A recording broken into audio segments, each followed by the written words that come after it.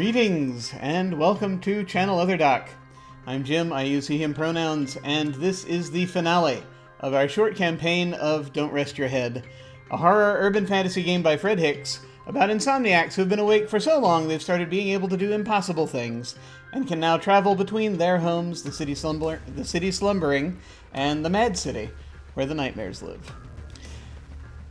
We're going to go around one last time for our intros to say hello to everyone, find out who they are and who they're playing, and we shall start with Anino. Hello. How's it going? My name is Nino. Today I am playing Jomaru Wonder, he, him. And Alyssa, hello. Hi, I'm Alyssa at Origami Shuriken on Twitter. I use she, her pronouns, as does my character, Lila Leor Mendelsohn, the struggling artist slash vibromancer. Ah, yes. I was recently trying to kind of picture how your powers work, and as far as like how we would sort of just see what's going on, and I'm imagining, Yeah, I wonder how you would see it. It might look like,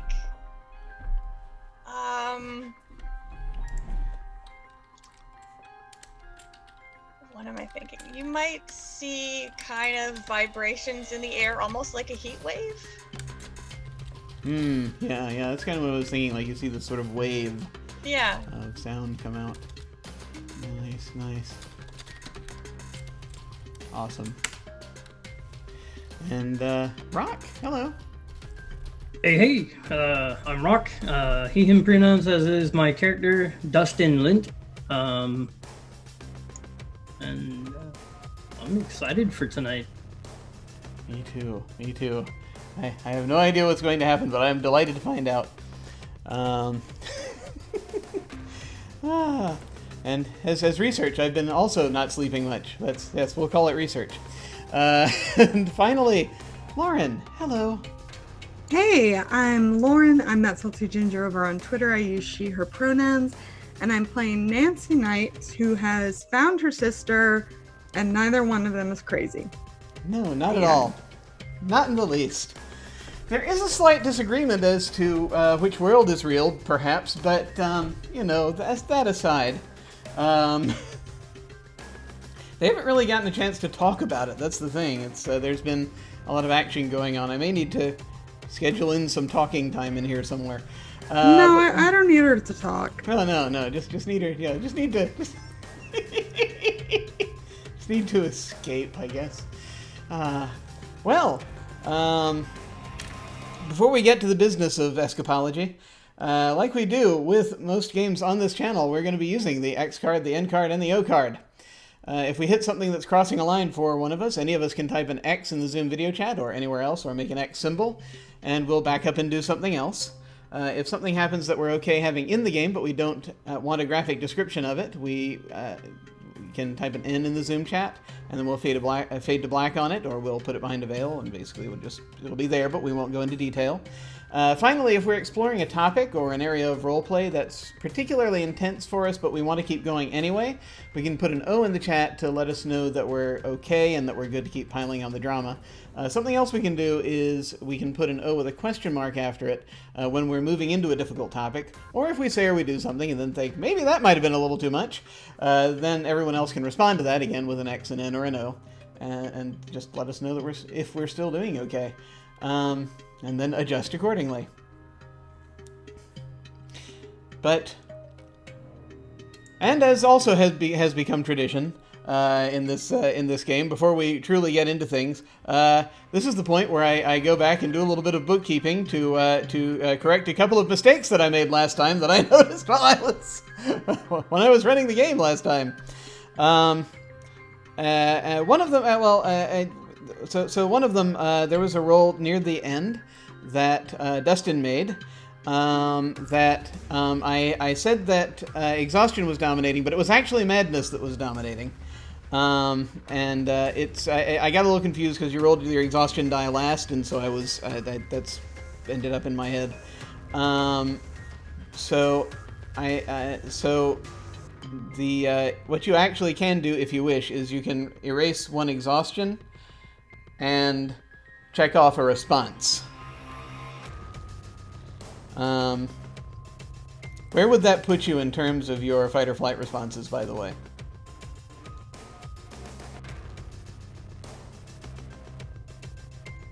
So that would give me, let's see,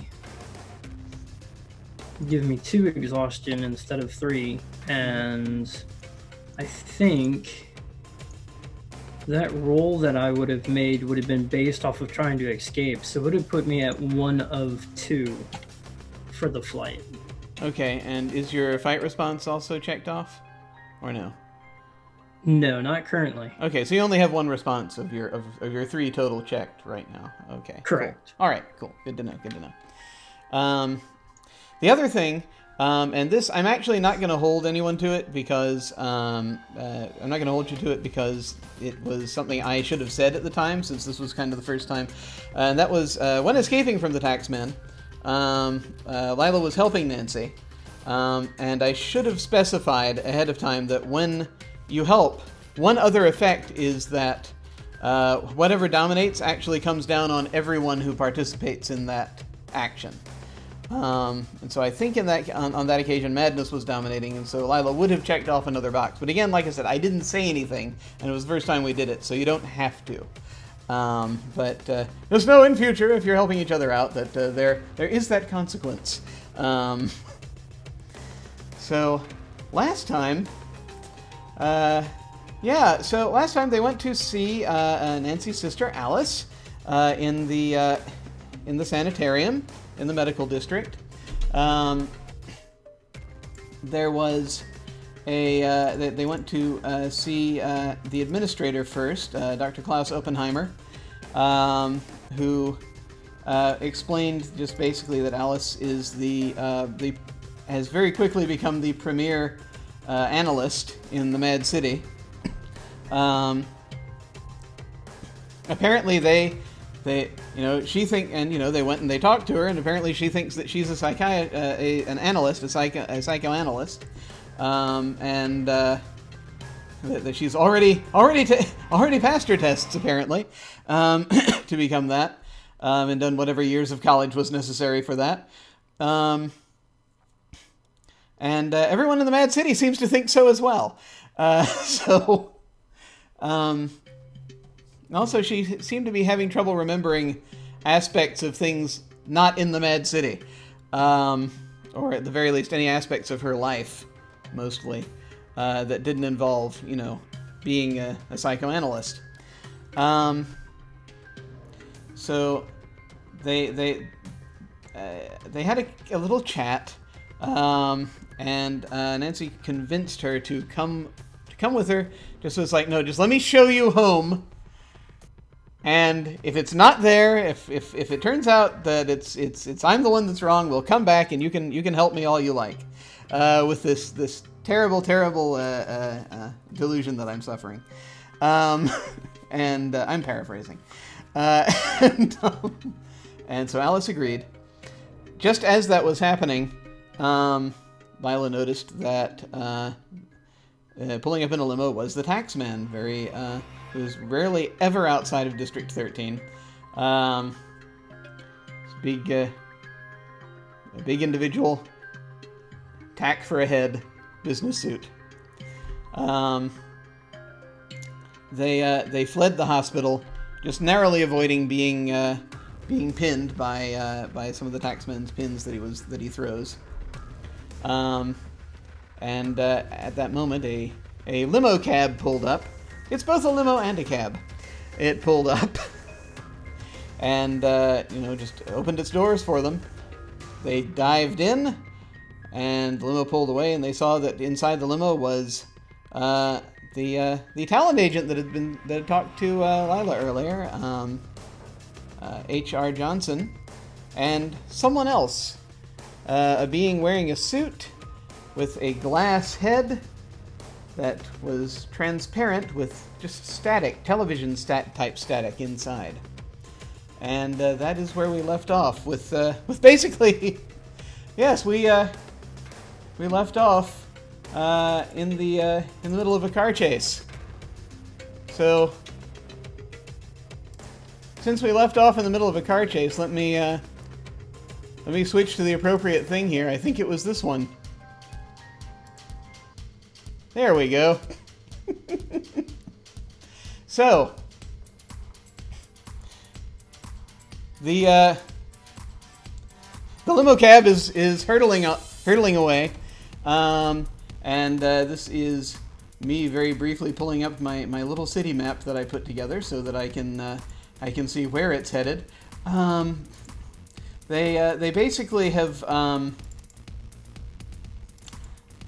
they've been trying to go through a few side roads in the medical district, and you can hear they had to run to the limo and follow you.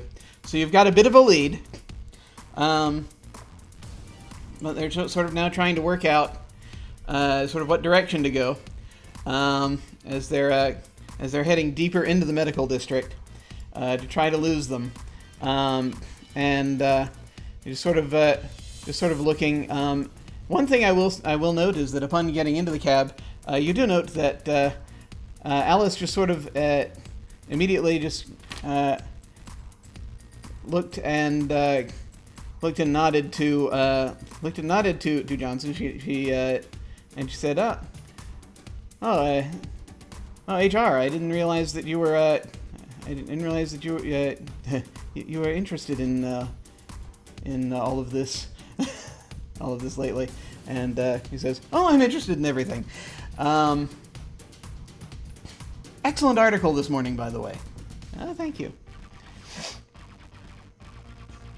And just sort of looks up to the cabbie. Yeah, as looks around behind him, and you see just sort of turning and pulling, screeching in a Starsky and Hutchian fashion.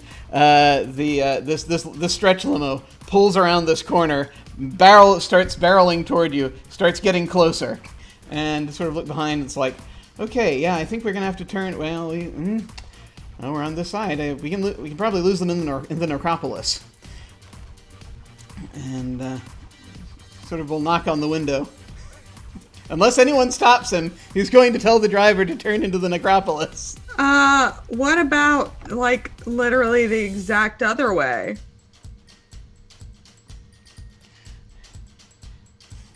And he's like, "What, the arts district? That's clean on the other side." Hey, sir, do you think you can lose them if we head across the arts district? Head over to the arts district? And the cabbie is like, and he's like, your funeral, pal. And he says, well, if you're sure.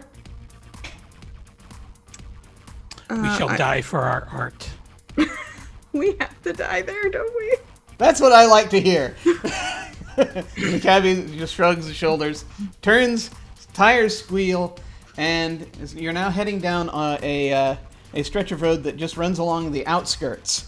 You can now see you're at the edge of the Mad City here, where you can see just sort of these derelict houses and just sort of rundown places. There are junkyards out here, mostly medical disposal facilities. There's a big some sort of plant out here in the distance that you can see. And by plant, I don't mean a leafy green thing. I mean a building where things happen. As you're turning around, and you can see, actually looking out, it's like there's something flapping across the sky, but you can't quite make out what it is. It passes behind a cloud. And as you turn and you're driving, it looks like you have a moment. It's like, okay, it's like we're gonna need to turn soon, or I think we're gonna need to turn soon. He's gonna catch up. He's got a hell of an engine on that thing. I turn to my friends and kind of lean in and lower my voice. The only way I know how to get out of here is back the way we came. Unless anybody has any better ideas. Maybe Yeah. we can make this thing go a little faster. Oh, right.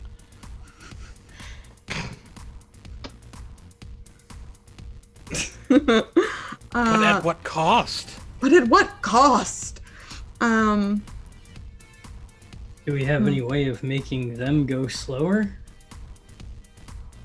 Were you not tuned in last episode? Yeah. Why not both? Why not both? So what I'm hearing is we need time magic and a soundtrack. Yeah, yeah. I will have Nancy kind of. Are they shooting or anything? I don't know. I don't think they have guns, but And just they're not to, quite close enough, but you do see the Okay. limo is starting to like in the rear, in the back. It's like starting to get closer and closer. It's like there's something not natural about that car. Yeah, I'm going to lean, kind of like roll the window down and kind of peek out, take a deep breath, and try and slow them way the fuck down. Okay, so how slow do you want them to? Do you want them to still be moving, or do you are you trying to stop them entirely, or? I'd love to stop them entirely. If you want to stop them, if you want a chance at stopping them entirely, you're going to need to roll 6 madness dice. Okay. Okay. So sure, you're going to why need. not? So once again, you're going to need to roll your discipline and the exhaustion you currently have. You may increase your exhaustion beforehand if you want, and 6 madness. And well, before you do that, let me roll. Let's see. The taxman is pursuing you, but it's in a vehicle, so it's not directly. It's not him directly. They're working for him, so it's not going to be the full pain of the facing the taxman face to face. So we'll knock that down to 7 pain.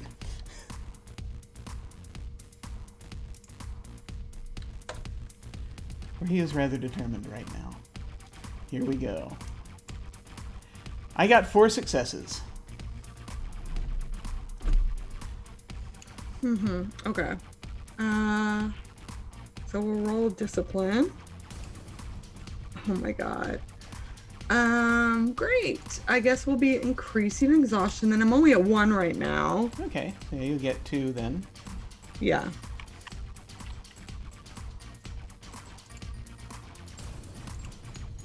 That's good at least. And then 6 madness. So I made it 4 and madness dominates, I think. Yep, there you go. So go ahead and check off a response. Yep, got it. I have 1 response left. Okay, what response did you check off? I've checked off my flight. Excellent. So that's your flight response is kicking in right now. Yeah. What does this look like? What do you do? So as she leans out and like exhales almost like an archer would as they're firing something, but obviously she doesn't have any kind of projectile weapon. She just kind of holds her hand out, kind of steadies it to focus on the car, and then lifts it up in like a stop motion. And again, it's not really visible. It's just more like a feeling, like you can almost... It's almost like a brief kind of... Nothing changes visibly, but the car just starts to move like molasses. And at the last second before it stops completely, she turns her stop hand into a middle finger. And then Excellent. ducks back in the window and rolls See it it very up. dramatically in Yeah. like slow motion, seeing that happen. And, Yeah. So you duck down, so the car is like stopped, and everyone in it, the limo that's pursuing you is stopped. Everyone in it is frozen, and the cabbie doesn't need to be told twice. So you're hurtling past, and the cabbie's like, all right, we'll be past that intersection in a second. I'm not going to be able to turn up the major intersection, but we can take another one in a minute. jammed all the hell up there. I don't know what happened. They had a hell of a pile up. That's crazy. You sort of look out and you can kind of see down the road as you're passing it, that main artery, that main south artery that is completely clogged with traffic as this like gargantuan, like these cars are piled up onto each other like a mountainous structure that you can see in the distance at that intersection that you crossed. I can't even imagine the kind of asshole who would cause such a thing. I know. Crazy. Yeah. You turn, the cab turns, and you start sailing into the arts district. Let's see. Let's switch this over. Yeah, let's go this way. All right. Let me see if I can actually find the other thing and turn it off. So, you begin hurtling again, sort of northward, northeastward, up into the back up through the through a road coming out of the arts districts. This is mostly warehouses back here, as you're pulling in closer toward the now heading toward the hub of the city, and at this point.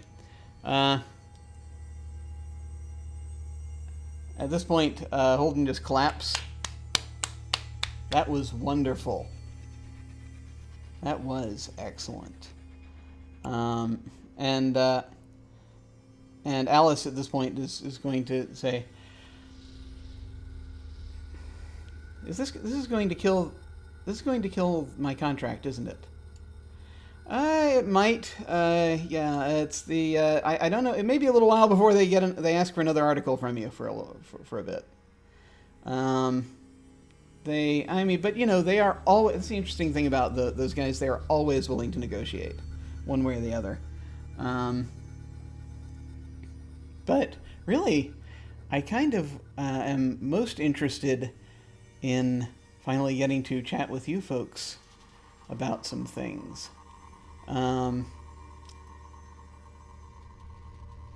There is a great opportunity here, I think, for all of you, because I've seen your work, and I absolutely love it. Allow me to introduce you to our client, he says, gesturing to the other gentleman. This is the broadcast. The broadcast leans forward, and you see sort of coming in the face, and you hear, pleasure to meet you. A pleasure to meet you. A pleasure to meet you. This is a good voice, isn't it? Yes. Oh, I like that one. That's very good. Great, I'll go with this one. It's a great pleasure to meet you all. I've been following your careers with great interest. Well, that's not ominous at all. Yes, there are a few things that we've been looking into. But first, actually, let me just ask, Lila, have you given any thought to the offer that we made? It's been in the back of my mind, but honestly, we've been a little harried. Well, that's very understandable. That's very understandable. And the broadcast says, totally, absolutely. There's a great opportunity that I have to offer you, however. Should you begin working for us, then, and join the broadcast, I can guarantee you play in the minds of at least 1 million individuals in the city slumbering. That, I think, would be a bit of a kickstart for you, would it not? Yeah, probably. I think most of us are a little bit leery of Kickstarters at the moment.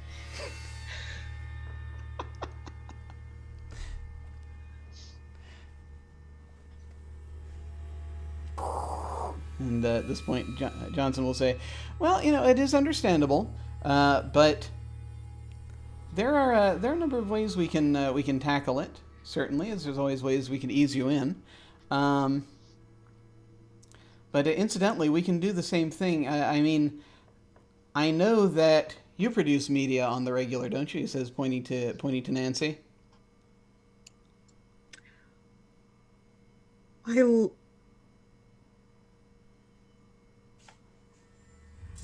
Or would you like the opportunity to? No, I'm really okay. Is the car stopped, Jim? Car is not stopped. The car is Okay. actually seems to be proceeding through the Arts District, and has been going down through a number of different side streets. And because the Arts District is all side streets, you can't go fast Right. in the Arts District. Yeah. Um, So she just kind of leans her head back on the seat and is like counting in her head to herself. She doesn't respond. okay. And you just sort of She's had a bit of a day. yeah, she's new here, isn't she? Yeah, that's all right. No, that happens to a lot of folks when they first come over, when they awaken, as it were. Well, there is a little thing then. What do you mean, come over? Oh, when you awaken, that's how you can get in here, into the city. All I've really wanted to do is just go to sleep. Well, and when you say that, there's a burst of louder static from the broadcast, and Johnson just sort of looks over at him, and the broadcast just sort of leans forward and says, "You could go ahead if you really want to." And Johnson at this point will say, well, now let's not be too hasty. I mean, there's some things that we kind of want to. All right, so let's look at some. I understand making deals right now is probably not going to be at the forefront of everyone's minds. So let's work with something a little more immediate and material, right? He says, sort of looking at again at the broadcast, and the broadcast sort of settles down for a moment. He says, "So there is one little thing that we're kind of wanting to get sorted out, and I can tell you what easily, just for right now, as a sort of a little good faith thing. If you can help us with that, we can get you back to wherever it is that you need to go." Nancy picks her head up.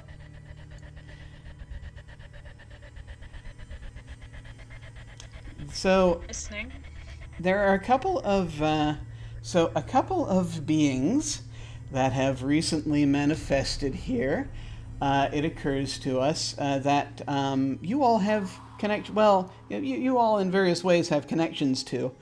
I think are things that we're trying to sort of nail down to be a bit more productive. And I think that we could really use their talents in the arena. Now we already have. What are we calling that one? Oh, that would be the Kraken. Yes, we already have the Kraken. It's not really a Kraken. It's more, well, he says, gesturing to Dustin.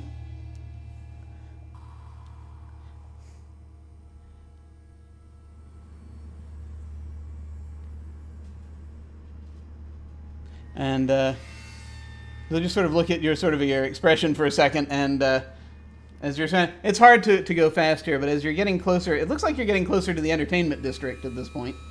Yeah, sorry, Jim. Could you repeat that? My audio cut out. Oh, there okay, for a yeah. moment. No, he says they were talking about a being that manifested here recently that they're apparently wanting to use in an arena of some kind. A couple of beings, and one of them he said he just referred to as what is it we're calling them? And the broadcast said we're calling it the Kraken. And he just sort of said, and that's when Johnson sort of gestured to Dustin and said, yes, it says, it's kind of like, it's not exactly a Kraken, it's more like, well, And he said, gesturing to Dustin.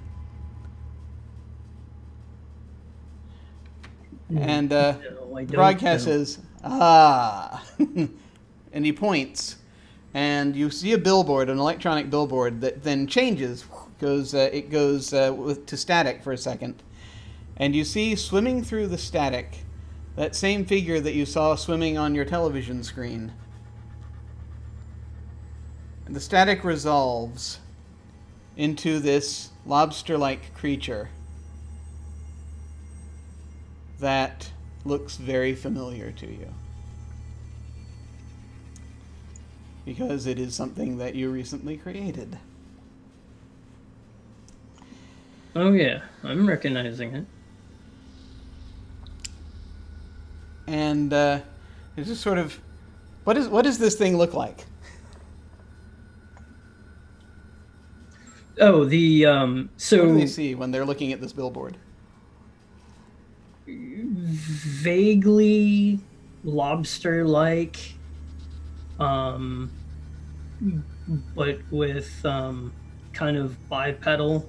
So if you could imagine, you know, I guess almost more like a prawn in heavy armor. If you could, you know, I mean, it because it is kind of a little more upright, um, and it walks on two legs. It has, you know, some multiple vestigial limbs, and then it has its arms, but it's, you know, it's got this kind of armored carapace that completely encloses it, and then it has, you know, the lobster like head. So Yeah. And so yeah, and this is kind of as you're looking up at this, the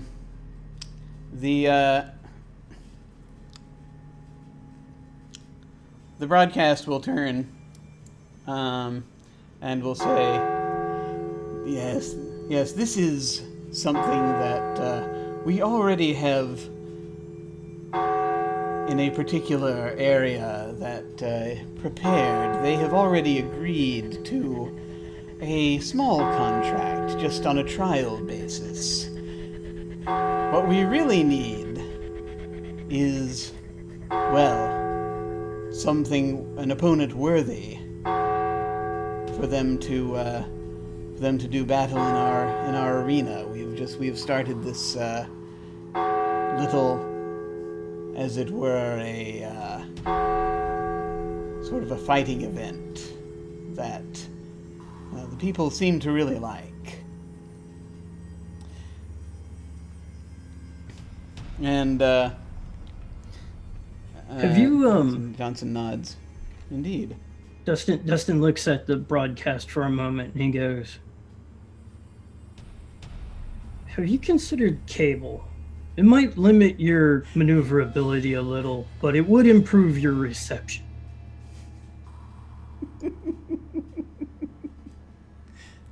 And you hear there's silence in the limo cab for a moment. Like you can hear a pin drop. And then both Johnson and the broadcast burst out laughing when you say that. They're like, excellent.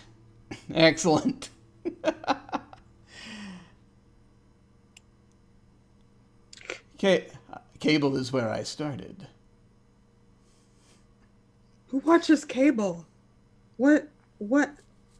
It's 11 o'clock, and Nancy looks really weirdly panicked about that.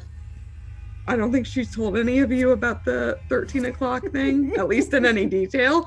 But she says it's 11 o'clock, like you should be fucking worried. Well, you've got yeah, and Johnson says, "Well, yeah, you've got a couple of hours left before." Yeah, literally. If you want to get out couple. before. Yeah, if you want to get out before 13, yeah. Which, understandable. I mean, though, one way I will mention that, and I totally understand if you don't want to go this way, but if we get you under a contract, you won't really have to worry about 13 o'clock. Just saying. So if there's anything that we've learned in our previous job experiences, that we should really consult with lawyers before we start talking about signing contracts. Well, most of them are over in District 13. Are you sure you want to head back that way? Well, no, because I don't trust any sort of counsel that comes out of this crazy place. Yeah. And the end is it. Well, let me see. Well, actually, and the broadcast leans forward. I sense that you have a lot to say. Would you like a medium for that?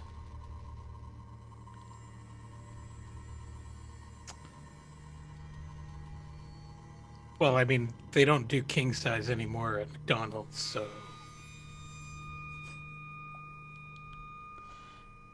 I could put you in so many minds.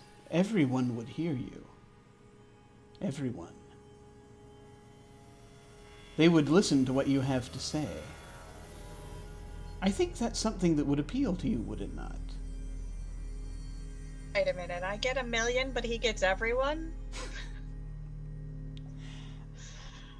It's an exaggeration, a little bit, Johnson says. That's predictive based on, well, okay, if you consider the way that sort of things, well, say, for example, the way things blow up on the internet, and I think that certain things that Mr. Wonder has sort of put out there publicly recently would garner rather a lot of very fast attention. And so, I mean, if you want to be able to say anything you like and draw that kind of attention just as a matter of course, we could arrange that for you. I mean, as tempting as that sounds, given that I don't really have a paycheck right now, I think there's some pre-existing conditions that I need to work out before I attempt a career change. Like maybe silencing some 100 odd voices that are currently going on in my head 24/7. At this point, Alice will lean forward and she says, "Oh my goodness, is it? I'm gonna have some questions for you. No, if that's don't okay, if you wanna talk about psychoanalyze my friends. it." I'm just You trying won't to like help. them when they're psychoanalyzed.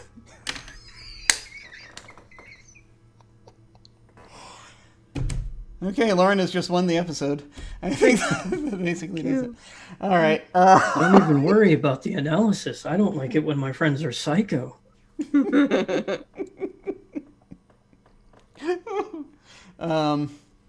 she's like, and well, there's that. Well, arrangements could be made there too if you want to just sort of shut them all off at once. Not exactly my area of expertise, actually. Closer to hers, really, but it's a thing I think she's been working on, yeah. Nancy tells me that she's not even a real doctor. She's not. Well, she is here. And Alice looks a little confused at that statement. What? Of course I am here. What do you mean? They're talking about the city slumbering. Oh. Well, that's...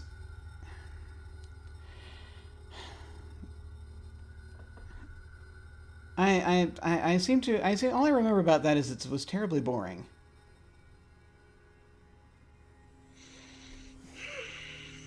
Yes, well, I think given the excitement that we've had over the past some 48 hours, I don't even know how long we've been awake. I think boring is pretty good. Wouldn't you guys say so? Love boring. Yeah, I totally would just love to sit in a quiet part of my house. With the lights off and sleeping. Yeah. Good old boring sleep. No krakens. No taxmen. Yeah, you want to drift back into that. Well, that's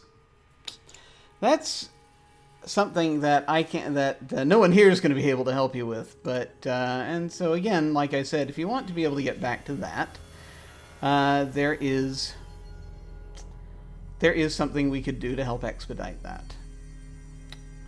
If we want to just go straight to that for now, and then you can consider possible future offers. Should if you manage to sleep, then and if you survive sleeping, then you won't have to worry about us for quite some time. But then at some point we may those cops might be knocking on your doors again. And Officer Talk is rather litigious about these kinds of things. He's rather very specific in the way that he remembers. Now, he's both litigious and also very punctual. But of course, that's entirely up to you how you want to handle all that. How'd you know about the cops? Well, word gets around, and if you cause a pileup, and actually at this point you're at the point that you're kind of crossing over the street, and you can see again down the street. Sort of. It's curved, so you can't as well, but there you can kind of hear, and you sort of see smoke rising up from where that wreck is. And he says, "Word gets out." Dustin's gonna look at Nancy, kind of jerk his thumb towards the broadcast and go, "It's not like he doesn't have a walking news station next to him."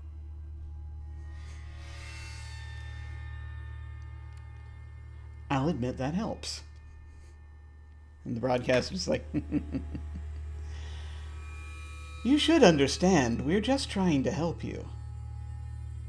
Oh, is that why you just preceded that statement with an evil laugh?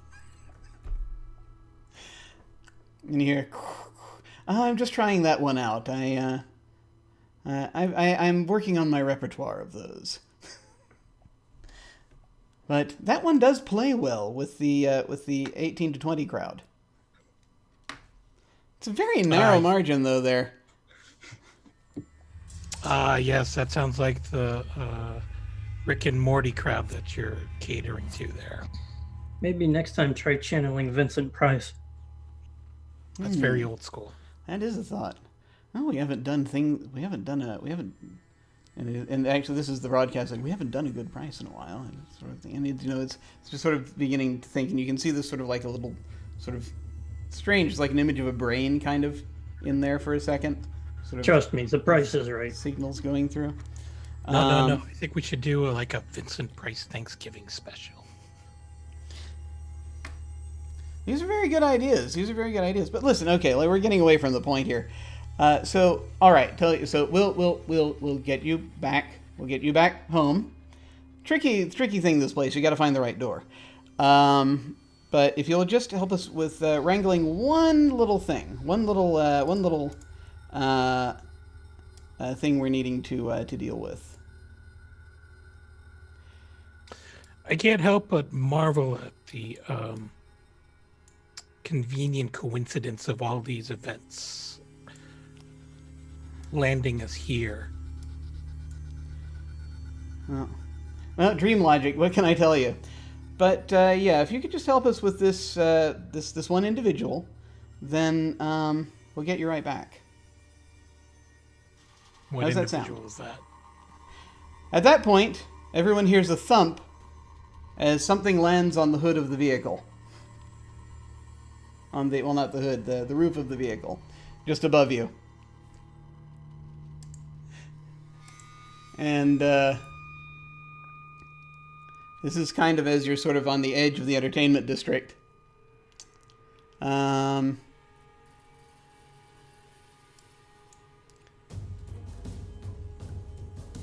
see.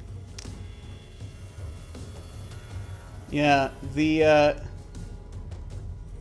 the point where sort of the cabbie is like, oh, hell, not again. And you're sort of tearing up. You're sort of going in a circuit. You're actually coming up toward this arena, this very big arena. And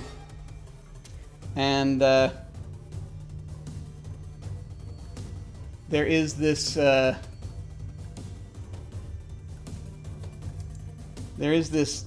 just basically this sort of sound of sort of pounding, and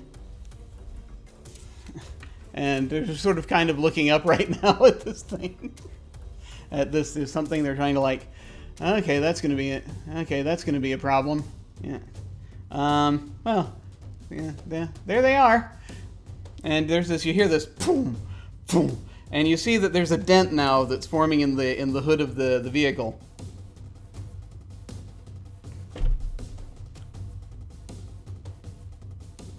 Are we still moving? Yeah, you are actually. You're moving not as quickly as you were.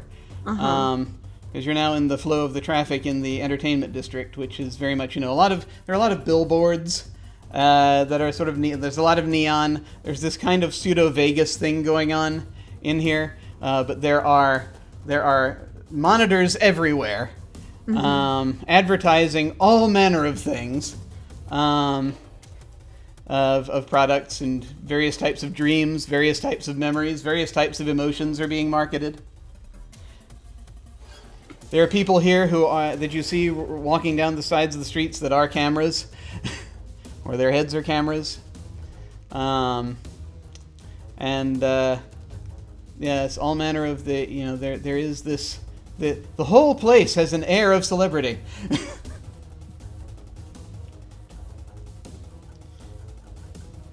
That would be the one. Just if you folks can wrangle her. Kind of get her so we can, pit her against the Kraken, and over there, is this pointing to the arena. We can get you right home.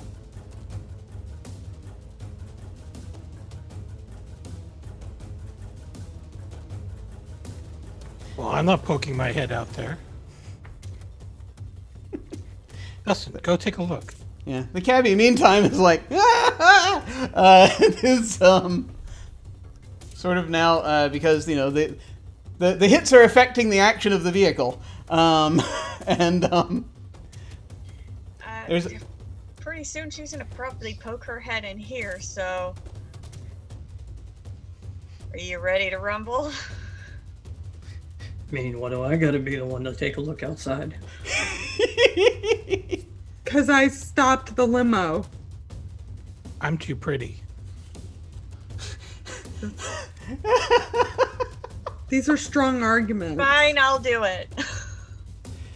And this is like one of those things where it's like Alice is getting ready to like, oh, for goodness sake, it was getting ready to try to talk to her, but when Lila speaks up, she sits back down. All right. Yes. You're driving now. Sort of the vehicle is now sort of careening toward what looks like a car dealership. So Lila, what are you doing? I'm gonna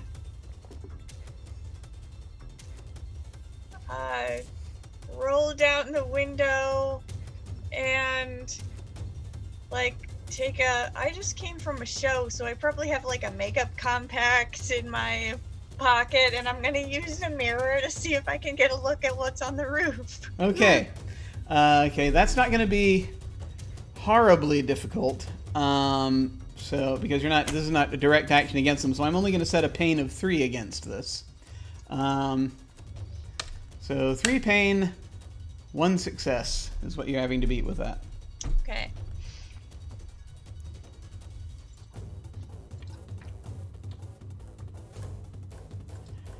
Two successes.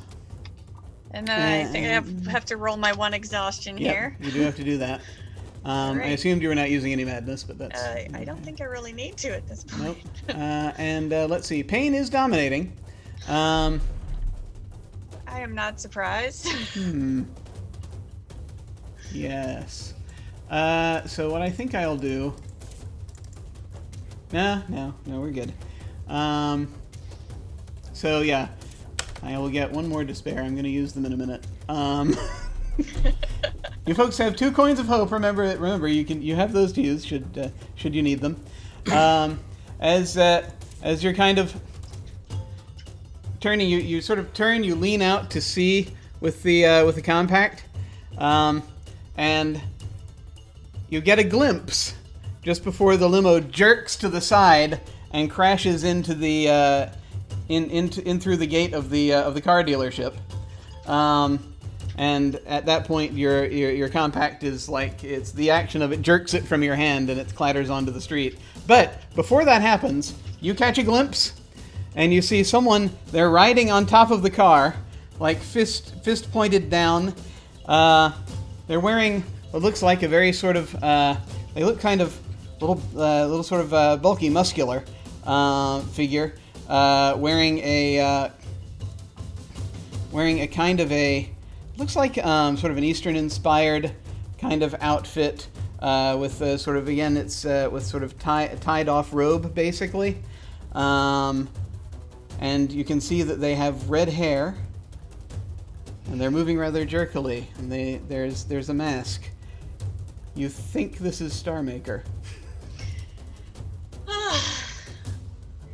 Her lovely redheaded stepchild.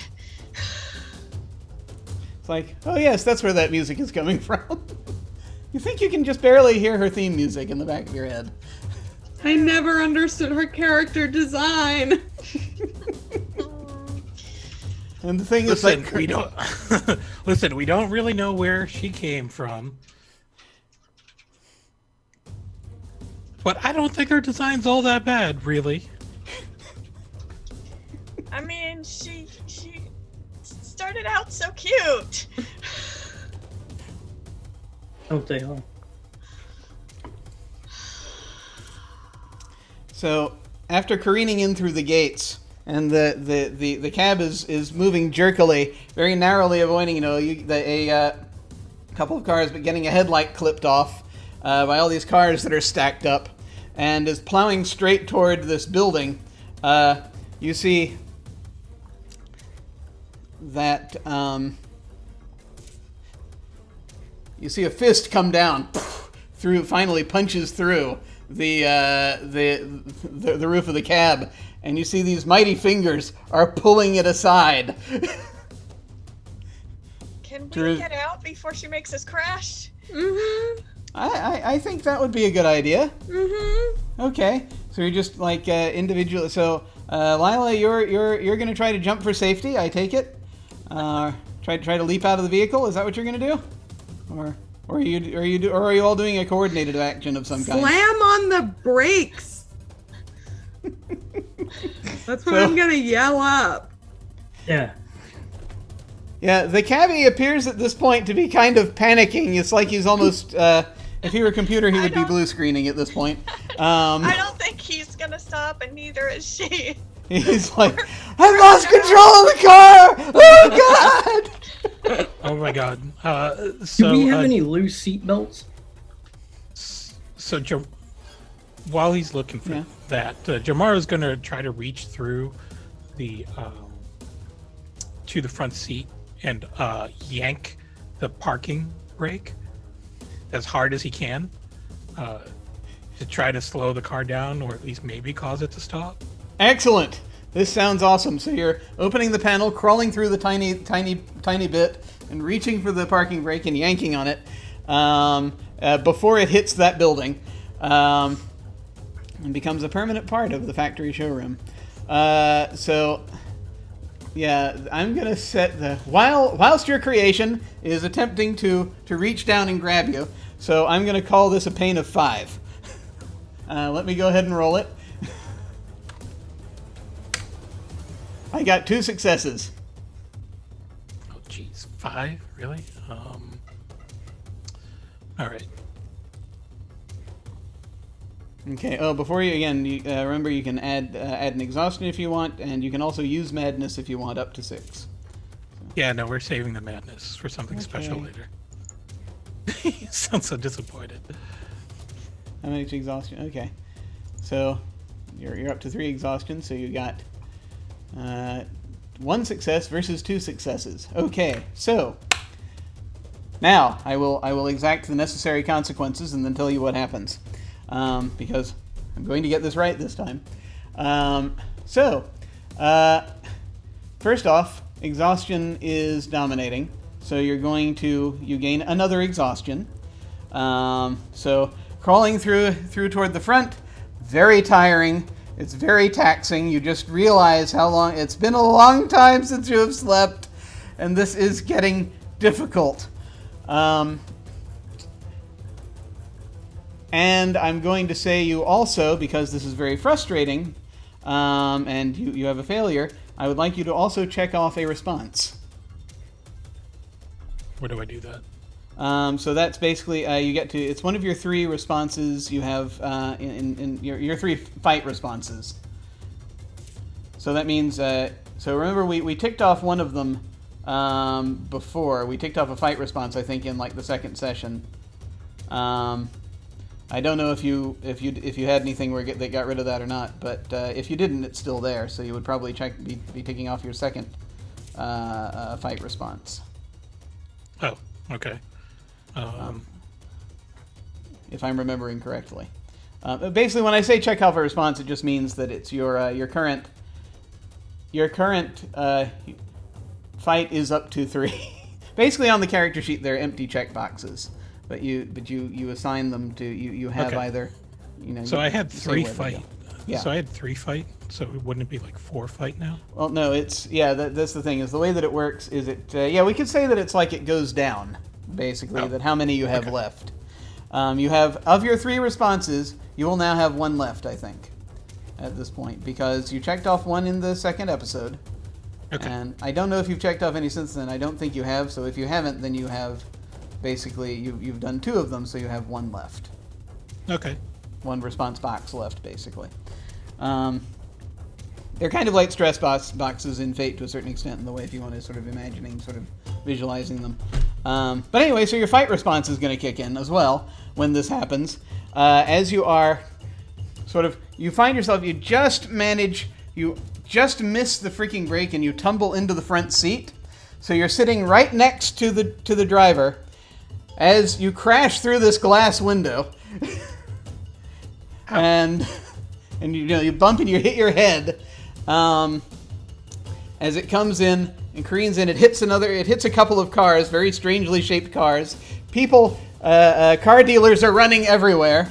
Some of them look like clowns. Some of them look like ordinary people. Some in suits. Some of them look like cars that are also people. Some of these cars are trying to sell themselves very elegantly. And it's like it comes right up, the vehicle sort of leaps up and comes right onto the edge of this turntable where this car of the future is rotating in the middle of the showroom floor. And your fight response also kicks in, so how do you react? Everyone is now jostled heavily when this happens. Okay. Fight response. So am I still in the car or am I now outside of the car? You have managed. Well, let's see. Yeah, you tumbled into the front seat. But it sort of went up and landed. So yeah, you are. You're up by the. Strangely enough, the window didn't crack. So you're up, just sort of up against the front window right now. Okay.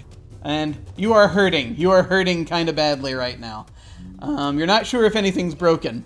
I'm presuming everyone else had their seatbelts on. You all will notice the broadcast is no longer in the vehicle. Of course he is. You're not sure where he ended up. Johnson apparently leapt out one of the doors. And Alice, who had her seatbelt on, is just like sitting back, just sort of and she's very wide-eyed right now, and she's just clutching the edge of the seat, and she's like, she looks like she's getting a little pissed right now. Yeah, sure. I'm gonna, as this is going on, I'm going to unbuckle her and grab her, and we're both getting out of here. And she's just, and she doesn't. You don't have to argue with her. Yeah, don't for fight that. me. You have bird bones. She's like, I cannot believe that they did that. I cannot believe. All right, and you're heading out. You're attempting to get out of the cabin. You're running, and you see this figure, who has basically managed that as you are exiting the vehicle, because it takes a second to unbuckle her and get her out. These 2 feet come down on the hood. And as you're exiting the vehicle, you sort of look over and you see Star Maker is springing at you. Looking kind of like careening through the air, not unlike a marionette. As her hands outstretched, almost claw-like, as she appears to be coming right at you. What would you like to do? Is that her coming at like all of us as a group? Well, it's Nancy's the one who's getting out of the vehicle right now, so that's what we're focusing on. But yeah, ultimately, yes. Oh God. It's like, yeah, this is kind of the way she looked in the backgrounds of those videos. Yeah, I'm gonna try to speed us up. Just like Nancy's already fast with like everything she does, but yeah, she's literally gonna try to make herself and Alice move faster and literally like roll like they're in a cartoon or something. Okay. Out of there. So just to be clear, how much faster than Star Maker do you want to be? Enough to not get pummeled. Okay, so just enough to stay out of reach. Yeah. Okay, all right. So that's going to be probably, I think that's going to be, we're going to call that, I think you're going to need to roll at least, speed up, yeah, you need to roll at least 4 madness dice. Okay. For that. Let me go ahead and, well, we're rolling against Star Maker. Let me roll. This is the second encounter. Question, Jim. Yeah. What happens when you have no more responses? Oh, you snap. You don't instantly become a nightmare. That's actually after you've snapped like 3 times. So this would be the first. If madness ends up dominating and you snap, then you. Well, I still have 1 left. Yeah, you have a little bit of a psychotic break. That sounds about right. And that's after the. I think that's actually when you have to check off a 4th response and you don't have one. Yeah. Just checking. Just checking. You basically give into your madness and you become sort of the person your power is trying to make you into, for a little bit. It's kind of like your darkest self. I love that. Love it. So, oh yes, that's right. So, second encounter with Star Maker, she's now up to an 8. Cool.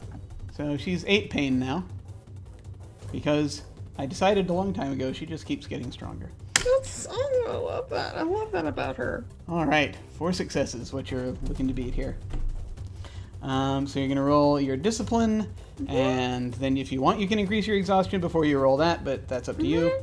And then at least 4 madness. I will increase exhaustion by 1. Mm-hmm.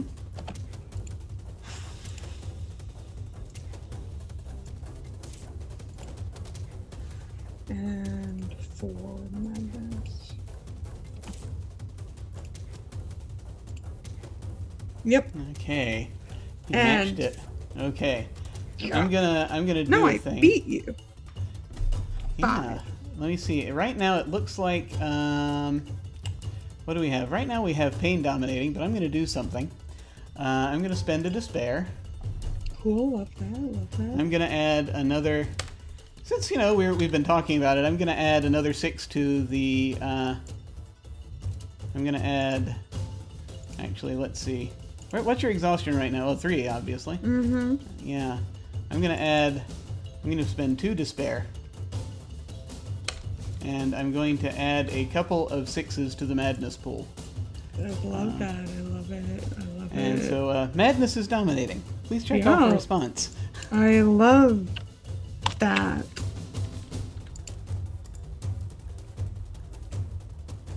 I can't contest that with hope. Oh no! Well, oh, wait. I don't know if it would make a difference mechanically. Well, there is a thing you can do. I don't think you can contest. You can't contest that, but there's a thing you with hope you can affect. Let's head for hope here. With hope, and again, this is because we haven't described the results of the roll yet. There's a thing you can do. You can improve. You can spend 1 or more coins of hope before the results are narrated as 1 to the main. It would increase your. It would increase your number of successes. Gotcha. You don't really need to at this point since you are going to succeed. Totally. Gotcha. So that's really the only way. The other ways to use hope actually require you to get a rest for a second. What? No. Yeah. Okay. Then, yeah. Okay. Cool. And so so you're going to be just out of her way. What does this look like? What response did you check off, by the way? My last one is fight. All right. So your fight response kicks in. Yeah. What happens? What does this look like? She kind of barrels past everybody and who's still in the car, like very much disregarding them. Grabs Alice roughly, like yanks the seatbelt off, and when she where is Star Maker positioned? She was leaping off of the hood of the vehicle toward you. She was leaping through the air toward you, basically as you were getting out of the car. Okay, so I think then if this is a fight thing, just like as they're like getting out, seen out of the corner of her eye. And I think the reason this works is because Star Maker doesn't expect it to be that fast. She just kind of slams the car door as she's coming down and then pulls Alice out and gets out of the way. All right. So you're all moving pretty quickly now as you're sort of just leaping out of the way. Star Maker has just gotten car door slammed in her face. Luckily, she is wearing a mask. So she flips backwards. She does in the middle of doing a backflip. I'm going to go back inside the car now. What's everyone else in there doing? Actually, Dustin, what are you doing? So the Dustin is going to try and get out, but I also think I'm going to use a little bit of madness. Okay. What would you like to do? Because I think what is going to happen here is Dustin is going to, when he grabs the car door, start thinking about the fact that he really needs like a shield. And so the door is going to start warping off of its hinges into a shield. But I think the other thing that he's going to do is he's also going to grab one of the seat belts. And the seat belt, the belt itself starts to coil into a tube, like a shaft. And the buckle starts to reform into a spear point. Excellent. Okay, so you are gonna you're sort of hunkering down as you're. Are you trying to get out of the vehicle at this point, or just still doing this while staying crouched in the vehicle? No, he's trying to get out. Okay, so as you're trying to get out and sort of being defensive, really trying to, Star Maker is a little busy just right this second. So you can try to do this. I'm going to assign this a pain of. You're trying to do 2 items, so I'm going to assign a pain of. And you're doing a little under duress. I'm going to assign a pain of 4.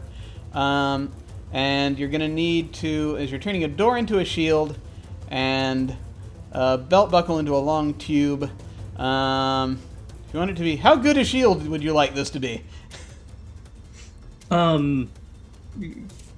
mean, I'm not looking for Captain America's shield, you know. Okay. But something that should be able to deflect at least a blow or two. Blower two. Okay, yeah. I'll throw those into then. I'll say you need to use at least 3 madness for it. So let me go ahead and roll the pain. Okay. And before you roll, one thing. Okay. I got 3 successes. One thing. If you're not going to use the macro, what I'd like you to do after each roll is to write in which pool it is. Just type that right after you roll, so that way I'll be able to see which one it is. Right after you roll each one, so then I can read it, and then I'll see which one it is. Okay. So you've got your discipline, and if you want, you can add an exhaustion to your pool before you roll, or you can just roll what exhaustion you have, and then at least 3 madness.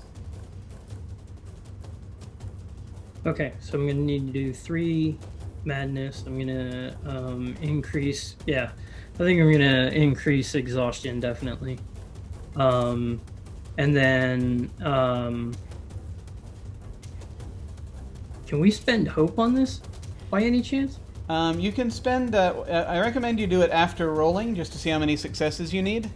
Because if you don't need any successes, you won't have to spend it. Okay. But before we narrate, if you want, you can spend hope to increase the number of successes you have.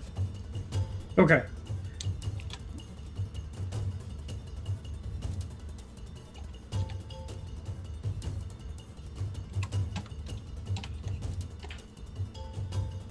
Okay, yeah. You're going to want to put them on separate lines. That's why I was suggesting sort of after you roll it, then type what it was.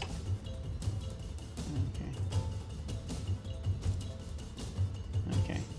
All right.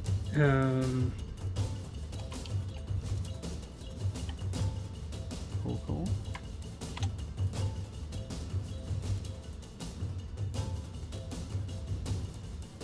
And then also, it's actually going to end up being the same for exhaustion. All right, cool. Excellent, thank you.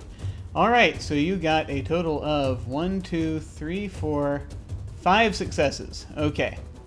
So you're not going to need to spend any hope on this one. Let me see what's dominating.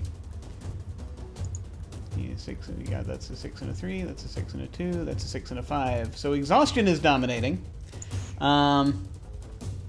So yeah, you're gonna increase your exhaustion by 1. So doing this, you make the shield and the tube as you're getting out of the vehicle and staying undercover. You manage to pull the door away as it sort of melts away, and you can actually.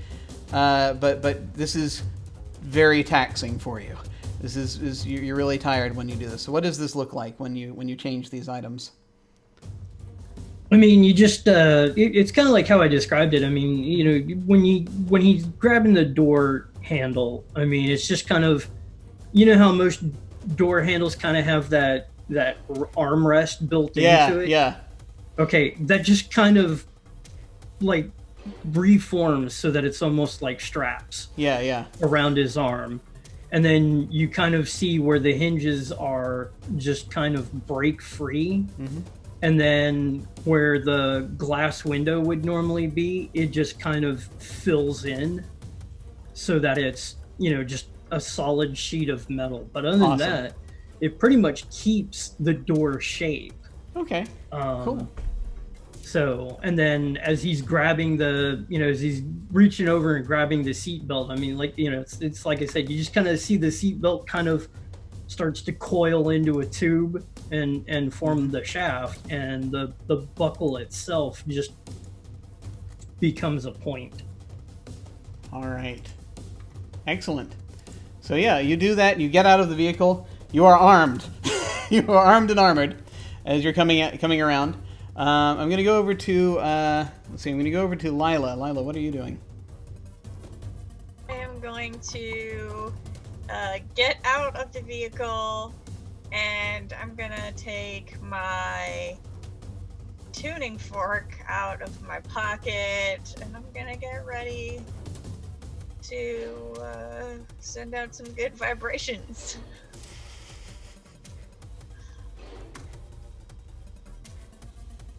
Excellent. So are you actually doing? Are you going to do it at this point, or are you just readying it?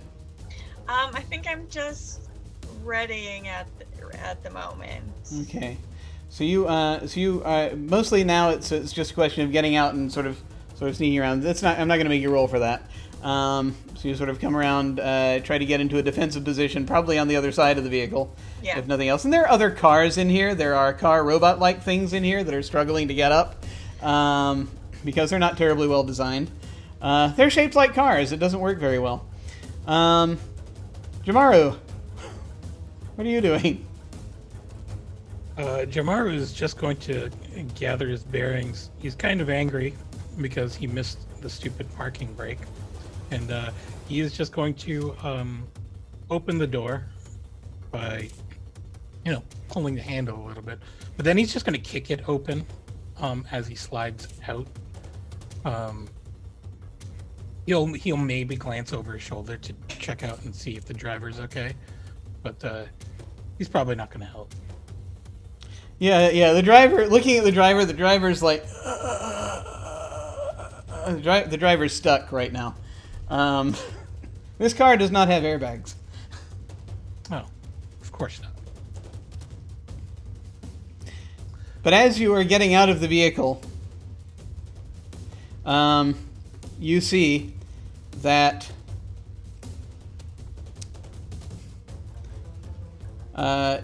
Star Maker has leapt up onto one of these odd sort of car-like frame things. And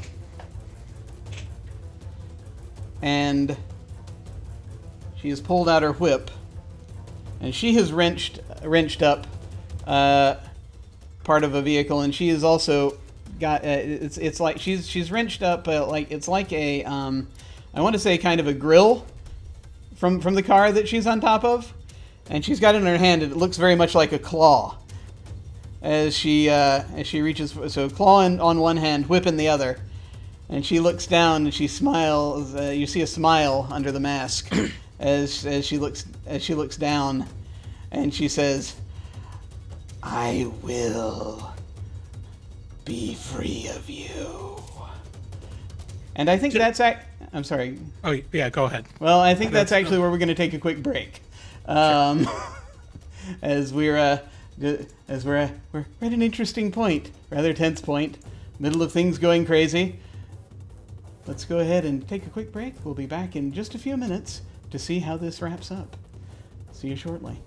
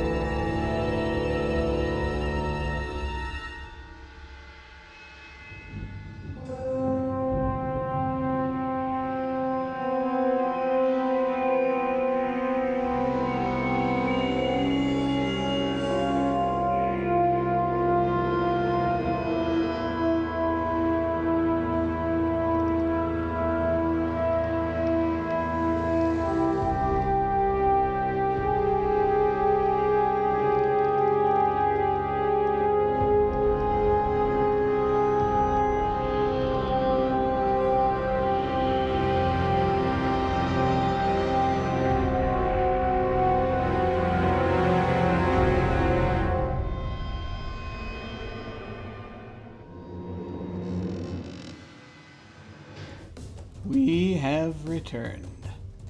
And now that we are refreshed just a bit, the as we just left our things happen, this being that is I've just had pointed out might might be like a couple of X-Men combined, possibly. I'm not sure at this point.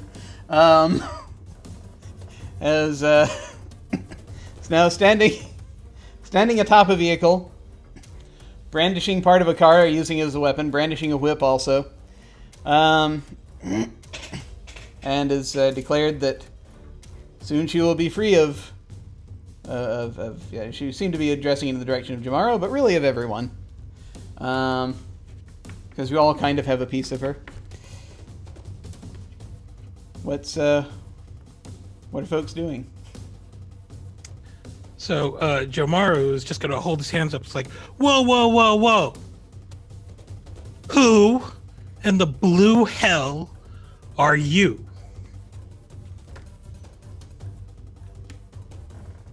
At that, she's kind of even taken aback for a second.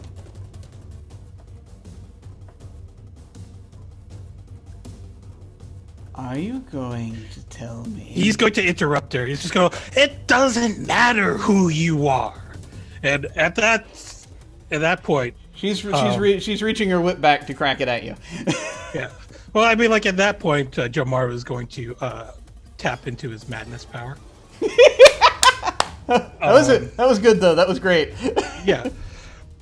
And so as he's yelled out that catchphrase, he's going to suddenly turn back into like a 6'2", 6'3" guy of African American and Samoan descent. And his clothes are going to turn much cooler than the makeshift lab coat and I don't even know what else he was wearing. His underwear. You were wearing a trench coat, a gray trench coat, basically. Yeah, it was good. It was cool. It's going to be. You burst through the trench coat as you transform. Yeah, he'll burst through that. Sunglasses will appear over his eyes. He'll have a microphone in his hand, and his clothes look a lot more stylish. At least stylish if you were going for the look of a. You're going for the look of a Cuban drug lord. Wearing like white dress pants and an open, like silky looking guayabera. And as he's morphing and he comes back out, he's just going to say, "Finally, the wonder has come back to Mad City." Ah! So are you just going to transform for this action, or do you want to actually be attacking her at the same time? No, he's just going to transform now because this is the point where if there's going to be an epic match between two wrestlers, it has to throw down with a promo first. Oh, but of course, absolutely. Yeah, so let me ask briefly. So compared to someone who I'm just going to pick a wrestler at random and say maybe like The Rock, compared to him, are you about the same size or bigger? He's going to be a little bigger than The Rock. A little bigger, stronger, more powerful type deal. What sort of level are we looking at here? Yeah, he's going to be in I want to say WrestleMania level, in that it is going to be tough to take down this guy because he's at power levels reserved for main event WrestleMania. Okay, all right. I'm just checking if we're going into like Hulk type levels here, or if we're looking at something. Okay. So I'm gonna say that's still. I'm gonna say Madness 4. We're gonna go for you need at least a 4 for the Madness. Let me go ahead and roll assign a pain to this transformation. And just sort of, this isn't directly against her. I'm going to go with, you're under a little bit of stress here. So I'm going to say, I'm going to call for a pain of 4 for this. Actually, no, I'm just going to call for a pain of 3. I'm going to call for a pain of 3. All right, here we go. I'm rolling. I have 2 successes. Okay. So you're going to have, 3 discipline. You can increase your exhaustion if you want, and at least, I think I said 4 madness, if I remember right. Yeah. I have to use 4 madness, you say? Yeah.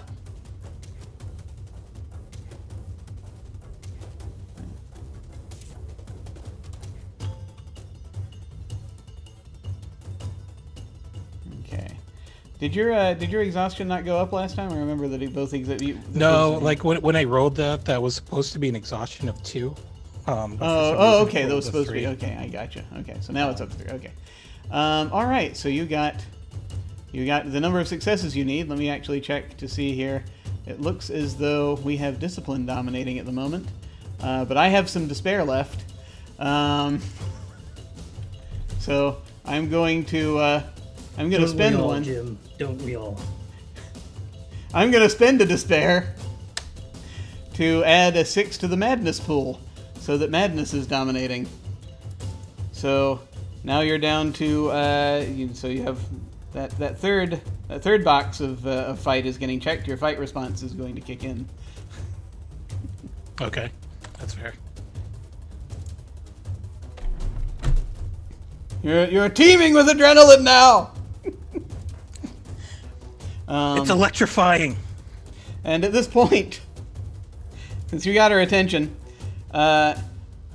she will lunge forward and crack her whip at you. She's going to try to actually not so much even describe. She's going to try to wrap it around something. So she is coming at you, sort of leaping in your direction. So what would you like to do in an effort to not be harmed by her or whatever? He's actually just going to hold his hand up. He says, "Whoa, whoa, whoa, whoa! What do you think you're doing, jabroni? This is why you would never make it. This is why you never made it in the cut for our game, because you just didn't really understand the rules of professional wrestling. So know your role and shut your mouth." Well, let's see how far into that monologue you get. I'm going to go ahead and roll her 8 pain dice. Okay, I got 3 successes.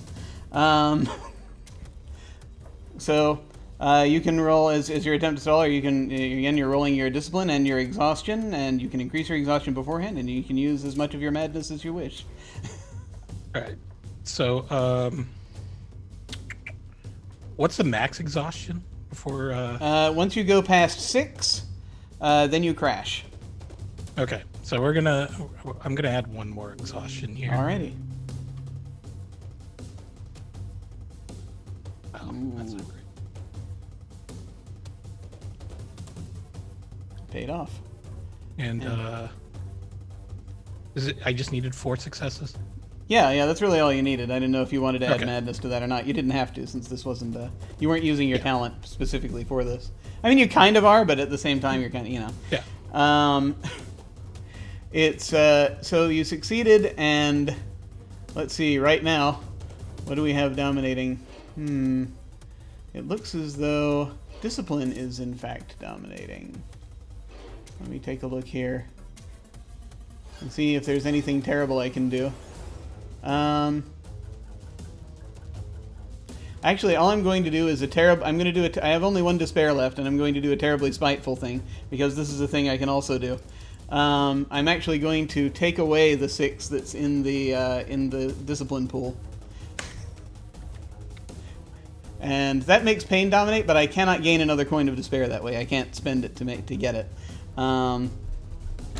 But you did succeed.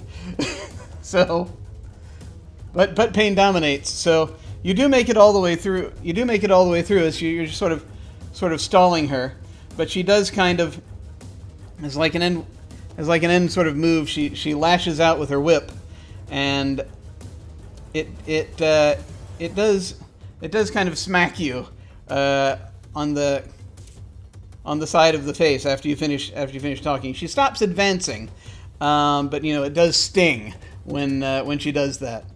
Let me look around the room for a moment while this is happening. Nancy, what are you doing? Where's HR? HR is actually you're looking around for him. You see him standing outside. It's standing up outside. He is brushing up. He appears to be brushing glass out of his taupe coat. Okay. I've got Alice with me, and I'm still like dragging her along, pissed. I'm not paying attention to what's happening behind me, which seems insane, but I'm teetering. So I walk up to HR. I want to get out of here right now. And if you don't help me with that, I'm going to slow down every major organ in your body until you die a slow, agonizing death.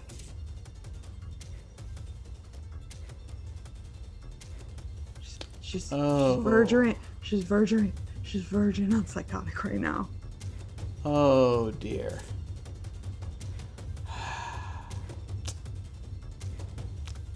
And I thought we could be friends. And he leans forward, and you hear his voice echo as he says this. Why don't you sit down and relax and watch the fight? I don't want to do And his voice echoes in your mind as he says this, as he is hitting you with a sort of a mind attack, as it were, trying to compel you to obey. And so let's see. Where all my Post-its went. HR is a pain. Yeah, HR is a nightmare, by the way. He's a pain of one. He pretends not to be, but he really is. How was I supposed to know? I totally knew. He has a pain rating of 7. What about a pain rating of less than? I hope you're ready for a longer campaign, Jim. With me, I will haggle. This is how it begins. The haggling. All right. So this is going to be versus 5 That's successes. the best you've ever rolled. What the hell? Eric appears to be on my side tonight. Eric! Okay. Cool, love that about you. I love it. Super fun. All right, so what do you want to use in resisting this? You can use again your discipline, any exhaustion you have. You may increase your exhaustion beforehand if you want, and you can use up 1 to 6 madness. Okay. I will decide as I roll, Jim.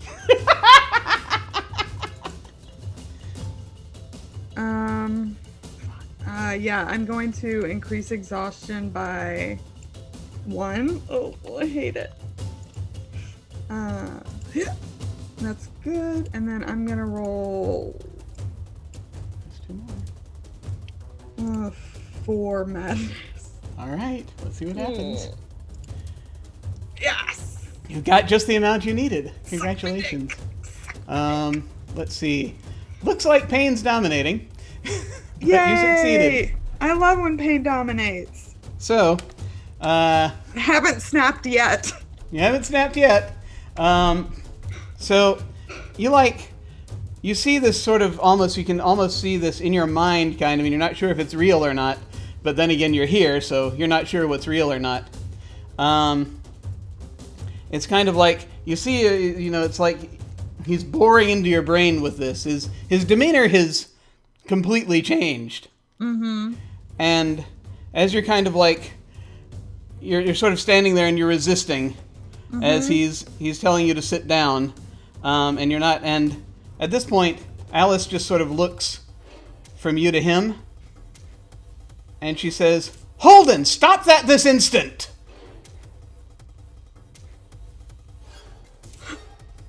And you see her looking at him. He just sort of is like, and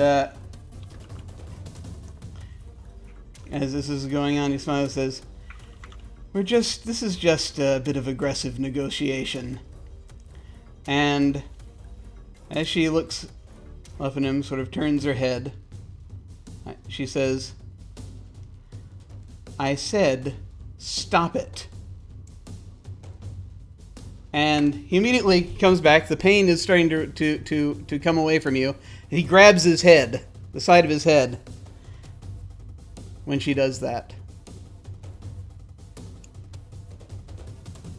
Makes that cutting gesture, and he's like, ah! And you can kind of almost hear this coming up, just sort of being generated from Alice.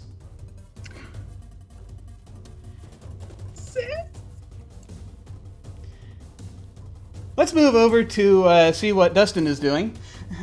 Dustin, what are you doing? Okay, so the encounter between Starmaker and Tomorrow, is that on the same side of the car that I'm on? I think you got out on the other side of the car. So you could be on that side of the car if you like. You can move around. I think Lila is on the same side of the car as they are, but you're on the opposite side. Okay, yeah, I was just so you're on the right of the car. They're on the left of the car. Yeah, just trying to figure out whether I needed to circle around behind Starmaker or yeah. So that's exactly what Dustin's gonna do. Is we're just gonna like circle around behind her, and if it looks like she's not paying any attention, then he's gonna try and jab at her with the spear. Okay, so let me go. This is going to be versus a pain rating of 8 to sneak up on her and do this. I'm going to go ahead and roll. That's 5 successes. Again. Wonderful. Bullshit.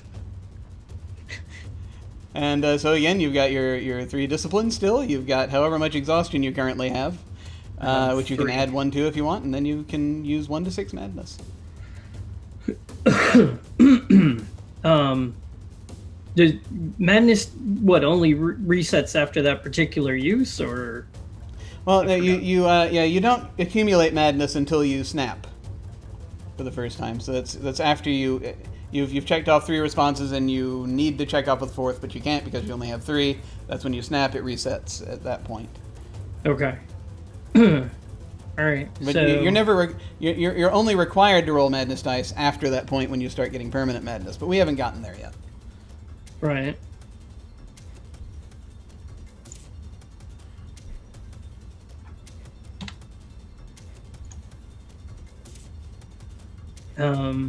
Yeah. Okay. All right.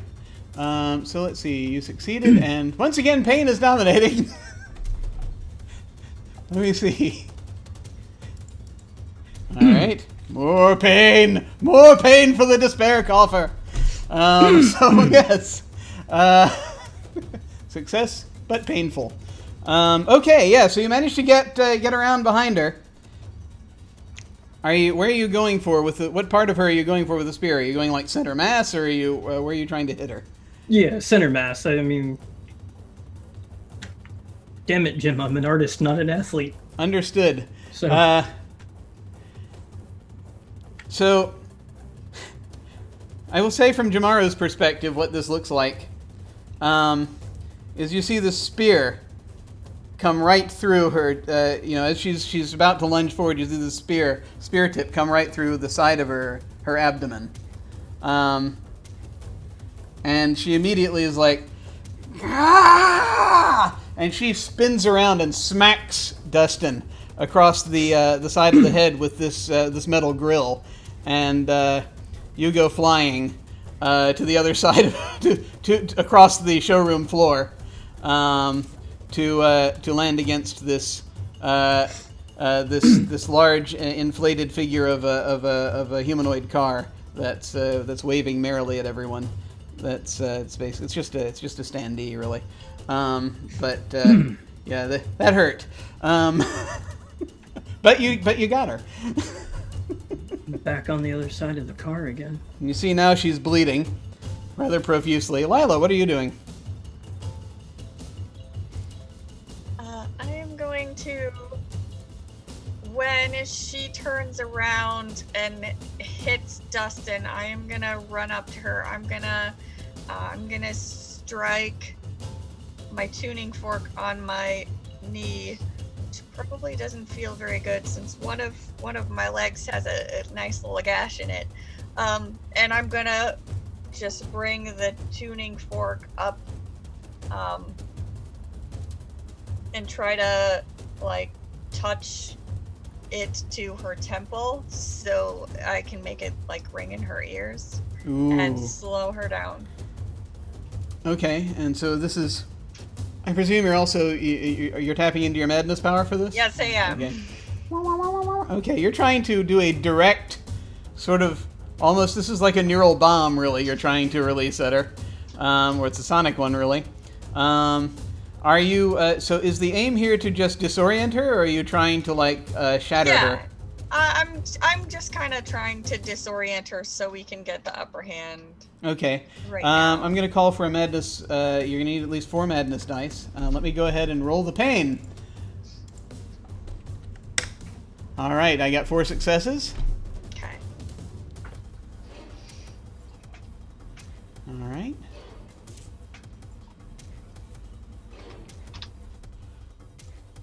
And you said 4 madness? Yep, at least 4 madness. Okay, 1, 2, 3, 4, 4, 5. You got it. Let me see here. Just doing a quick check. Holy crap! Pain keeps dominating. And I don't have enough to spare to change what's dominating. So, Pain's dominating again. Success with Pain, okay. So... I think, do you strike the tuning fork against something before you put it to the side of her head? Yeah, I said my knee. Okay, so you hit your knee with it, and there's this immediate that everybody can hear. It's, Nancy, it's a little harder for you to hear since you're on the outside, and also you've been getting your brain pummeled. But you do see, so glass is shattering on the what glass remains on the wall that the car didn't come through now shatters and goes down as you reach up and you touch this to the side of Starmaker's head. As you do so, there's this. You hear immediately. It's kind of like you hit her with a massive burst because she immediately sort of is like knocked back from this sonic burst that comes out of this tuning fork, and she's thrown onto this again, still bleeding profusely, onto the hood of this very elegant looking sort of Ferrari looking car. And she's currently lying on the hood at this point, clutching her head. Clearly in pain, still bleeding out, it seems. Let's see. Jamaru, you see that happen. What would you like to do? She's all yours, big guy. Okay. So, Jamaru is going to go over to Starmaker, and he's going to put her in a sharpshooter, a leg lock, because he's going to make her submit. So that's what he's going to do. All right. So you're heading over. She is groaning, trying to get up. She's a bit disoriented. So I'm going to knock the pain rating down to 7. And that is 4 successes you're going against. Okay.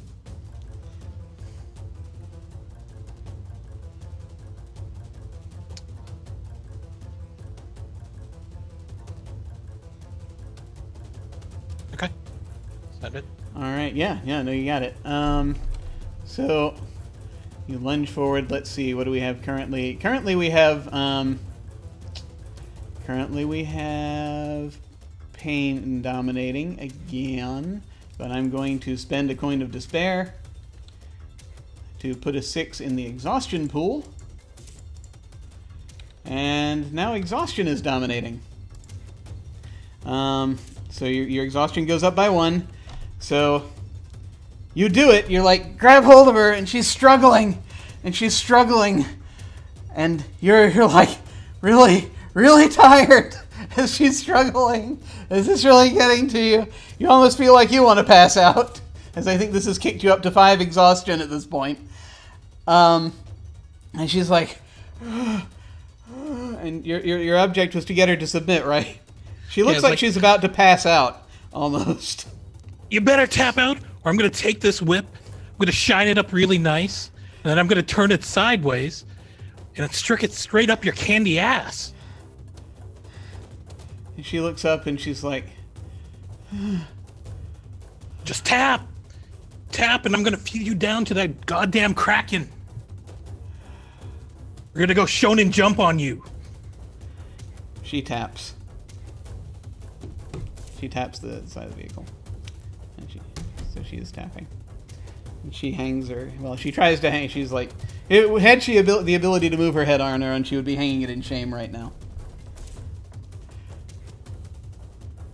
Meanwhile, outside.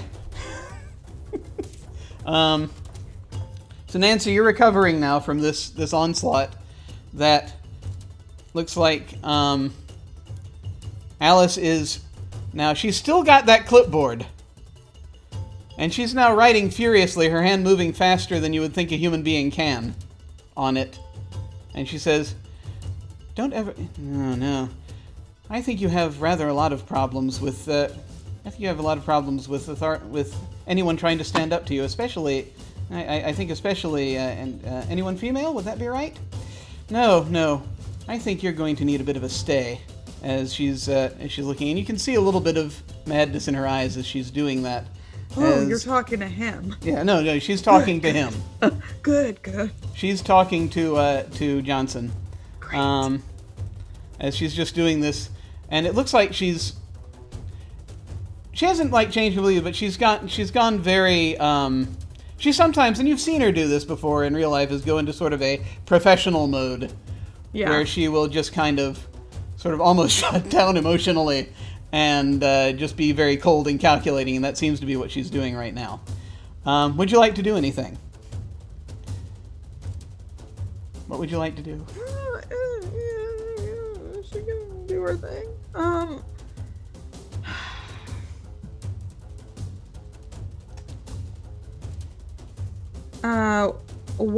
What state exactly is HR in? He's like doubled over at this point. He's doubled over, and it's like he's clutching his head, and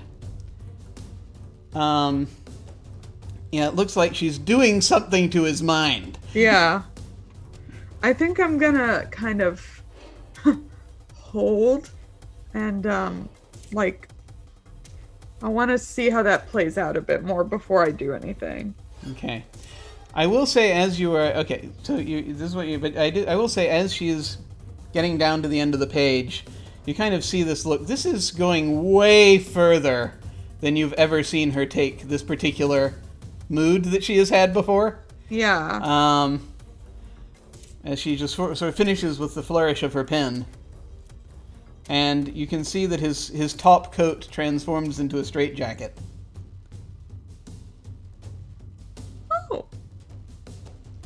And she dots an I as she just looks at him. And he collapses to the ground.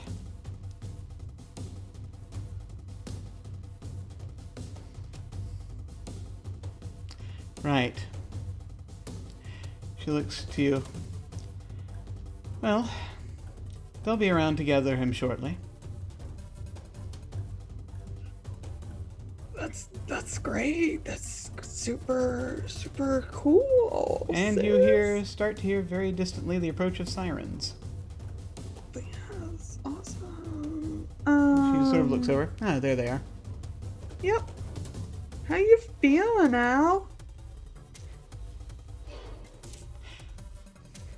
I feel good. I feel very like everything's very clear right now. I haven't felt this way in a while. Mm-hmm. I haven't really in some time, I think. She leans forward. Uh, I think something might be wrong with me. I forgot about everything.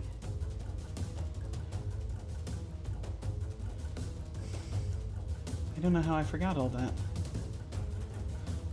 I'm so tired. okay. It'll be all right. I can simply just do my job and everything will be fine. Just hold on a second. I'm gonna go over to HR. You said he kind of like Yeah, passed out. He's in a straight straitjacket. Yeah. Start. Wake up. Wake. Hey. Hey. He looks like he's dead out, but yeah, I'm gonna go ahead and I'm gonna have you make I'm gonna have you roll against. Okay. Oddly enough, you're making a roll against a nightmare, so I'm gonna go ahead and roll his rating here. He's unconscious, so I'm gonna knock his pain rating down to 6 for this. Okay. To see if you can, because he's also had a terrible because you're kind of rolling against what Alice has done to him as well. Yeah. Okay, I got 3 successes. Okay. Oh. Can I use hope to add successes? You can. Okay. Absolutely. How much would I need to use to match it? To match it, I got 3, so you would need to use 2 hope coins, and that would add. Is that 2. okay with everybody? I'm just very close to snapping, so I don't want to use madness. I mean, not snapping, but well, yes, snapping. Well, yeah, you are okay, close yeah, to snapping, yeah. for the first Okay, time so anyway. I'll use 2 hope to match that. All right. Absolutely. I sense the hope. I sense hope right now in this one moment. You got 2 successes. Pain, however, is dominating. Yay! So here's what happens. Yeah. Let me see here. Yeah, I think we'll go to this as the situation has changed a little bit. So you manage to basically bring him around slowly. As you're doing that, as the folks inside the dealership, Starmaker has relented. She will stop. She will stop attacking you. She's also bleeding out, but she will. It's fine. So what are you folks inside the dealership doing for at this moment?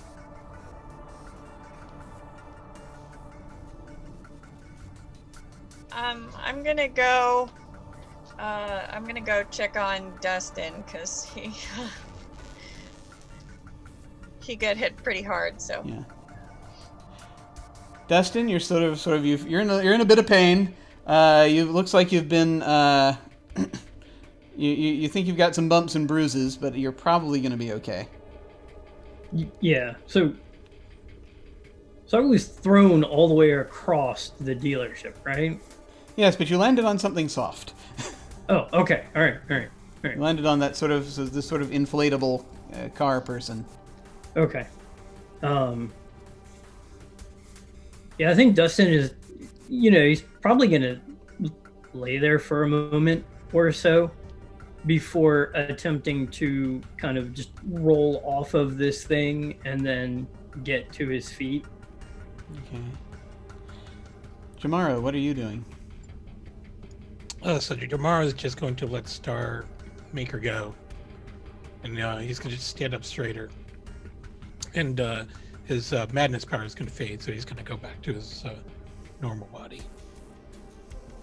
As you're getting up, she just looks at you. She looks sort of with pain in her eyes. I just wanted to show you I could be on my own.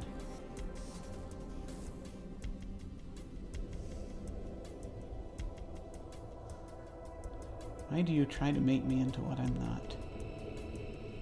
Why?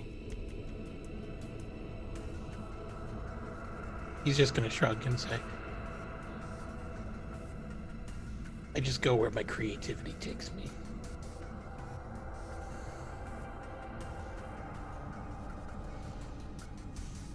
What do you want me to do?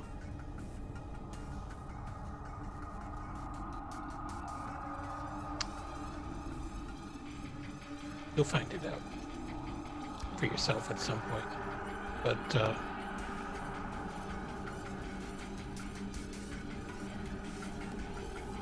our paths shouldn't cross again. Okay. It is more or less at this point that you hear something echoing toward you.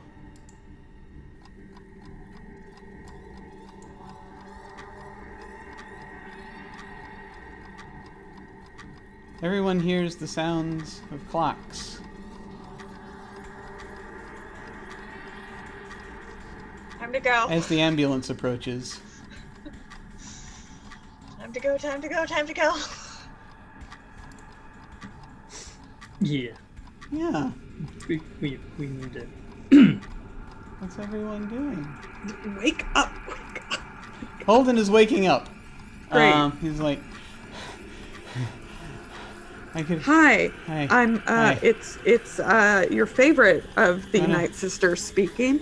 Send Yeah. us home right now get or you they're a- going yeah. I can get you a they're- wonderful deal. I can.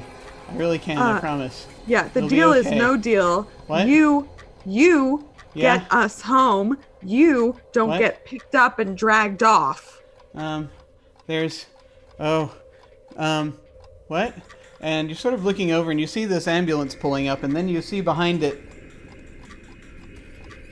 these, this large paddy wagon looking thing pulling up. And at the front of it, you see, just sort of hopping down, No. this large figure Hate that. with shiny brass buttons coming down his blue shirt, Gross. his blue coat, his blue policeman's coat. Hate it. So he stands, sort of a very broad, very tall figure, maybe about 8 feet tall, and his head is a clock. I hate that. He's with gears where his mouth would be, Oh, I don't want to do this. and he points with his truncheon in one hand, No, he and he doesn't. holds up a piece of paper in the other. No, stop that. And he looks up, he says, I have a warrant for all 4 of you. Stop in the name of the law. There are 6 of us here. What's everyone doing? I am trying to get through to Holden to be like, if you don't send us back, you're going to be carted off to this asylum and they're going to do awful things to you. So those are your choices. Give me what I want or rot in an insane asylum. I'm trying to get it through his head. All right. So this is also going to be versus a...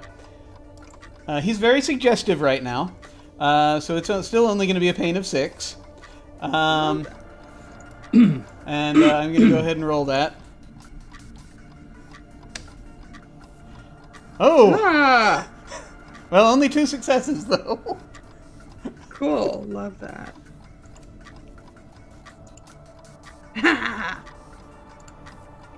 Okay. Good. Pain is dominating. There's no way Oh, I can is it? Is it? I think it is. I think I only rolled 3 pain. I mean, I could add another. I could spend some No, despair and add some more, that's- but no, I think that would be redundant. So yeah. So yeah. No, that's so. But you succeeded. So he's like, yeah. Okay. I. I can't reach the.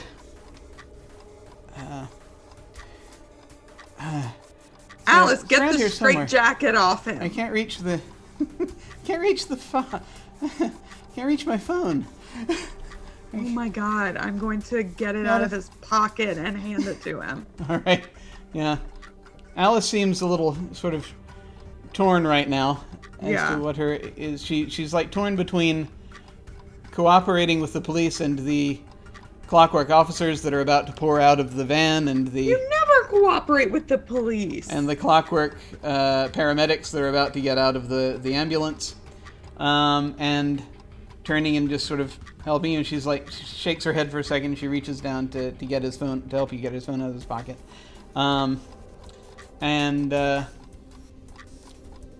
Let's see. And so you get his phone. Let me actually go around real quick to see what everyone else is doing. What's everyone else doing? Everyone in the dealership. You hear this happening outside. Everyone hears Officer Tock bellowing at them. What would you like to do? I'm gonna run out there and I'm gonna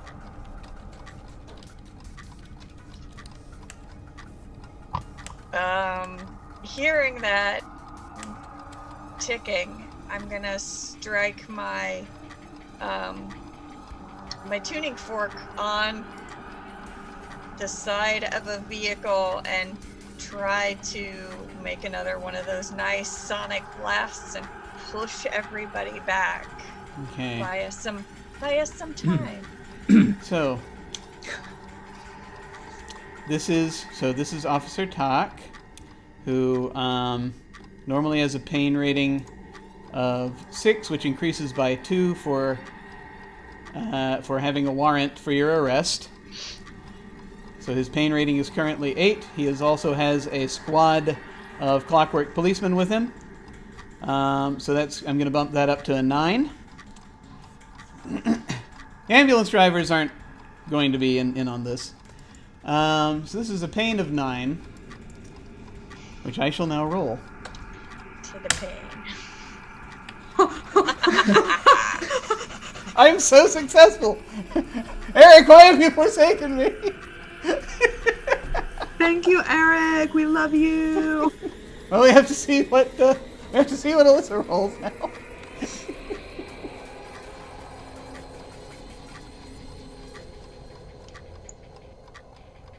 So you are using your madness. Oh yeah, I need to tell you how many madness you need to roll. Yeah. It's the same thing, but you're trying to do it to everybody. And you're only trying to disorient them, right? You're not trying to cause major damage. So I'll say 5. You need to roll 5 madness dice for this. Okay. Lots of success. Pain is dominating. Of course it is. I know. It's hard to tell. The trick is to be kind of into it.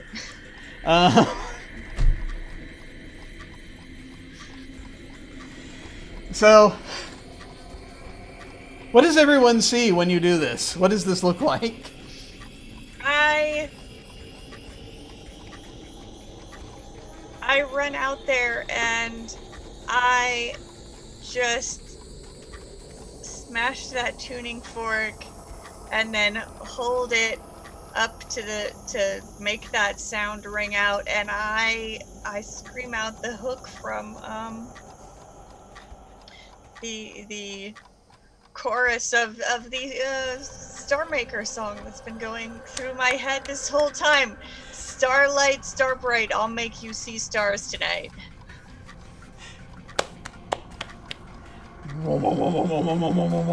This thing comes out. This chorus comes out. Sound waves visibly come out of this, which, ordinarily isn't possible, but this is the Mad City. Come out of this tuning fork, washing over this squad of policemen. It knocks the ambulance drivers back, who are just getting out, and they're like, ah, and they tumble. About a good portion of the squad, and you see one of the ambulance drivers starts kind of coming apart, and bits are flying. These policemen are starting to try to run up, and at least 3 of them start coming apart, and bits are flying everywhere. It is now very dangerous here, as gears are going all over the place. Also, cars are sort of rattling, and folks are starting to notice that, there's some cars that are up on these decks, and those are no longer stable. As you see this sort of thing where one of these metal decks goes, and like 3 cars are starting to roll down toward you those of you who are out here anyway. So let's see. Back to we'll go back inside. Let's see. Dustin, Jamaro, what are you folks doing? Dustin's gonna look at Officer Talk for a moment. Just kind of like shake his head and be like, Time Cop wasn't even a good movie. And then like start trying to, move towards where Alyssa and where Lila and Nancy are to see what can be done in order to help move things along, so to speak. Okay. So you do that. Tomorrow, what are you doing? Jamaru is just going to regroup with the rest of everybody right now. He's not really sure where to go at the moment, but he's trying not to go mad again. You will note that Starmaker hears her song being played, and kind of sort of rises up and sort of wanders out to the edge of where the to the edge of the building to look out, and she sees this happening, and stands there, perhaps not knowing what to do. Moving back around, as Tak is now just sort of shaking, he's like, and he's starting to push back against this wave, this sonic wave. And he is coming closer. You will not stop progress! So you've got it. You've got the phone. Yeah. I guess I'm trying to help. Yeah. Here, just dial 3, would you? Sure. Yeah. Hi, hey, yeah. Hi, Ulrich, yeah. Could you open the fireplace, please? Yeah.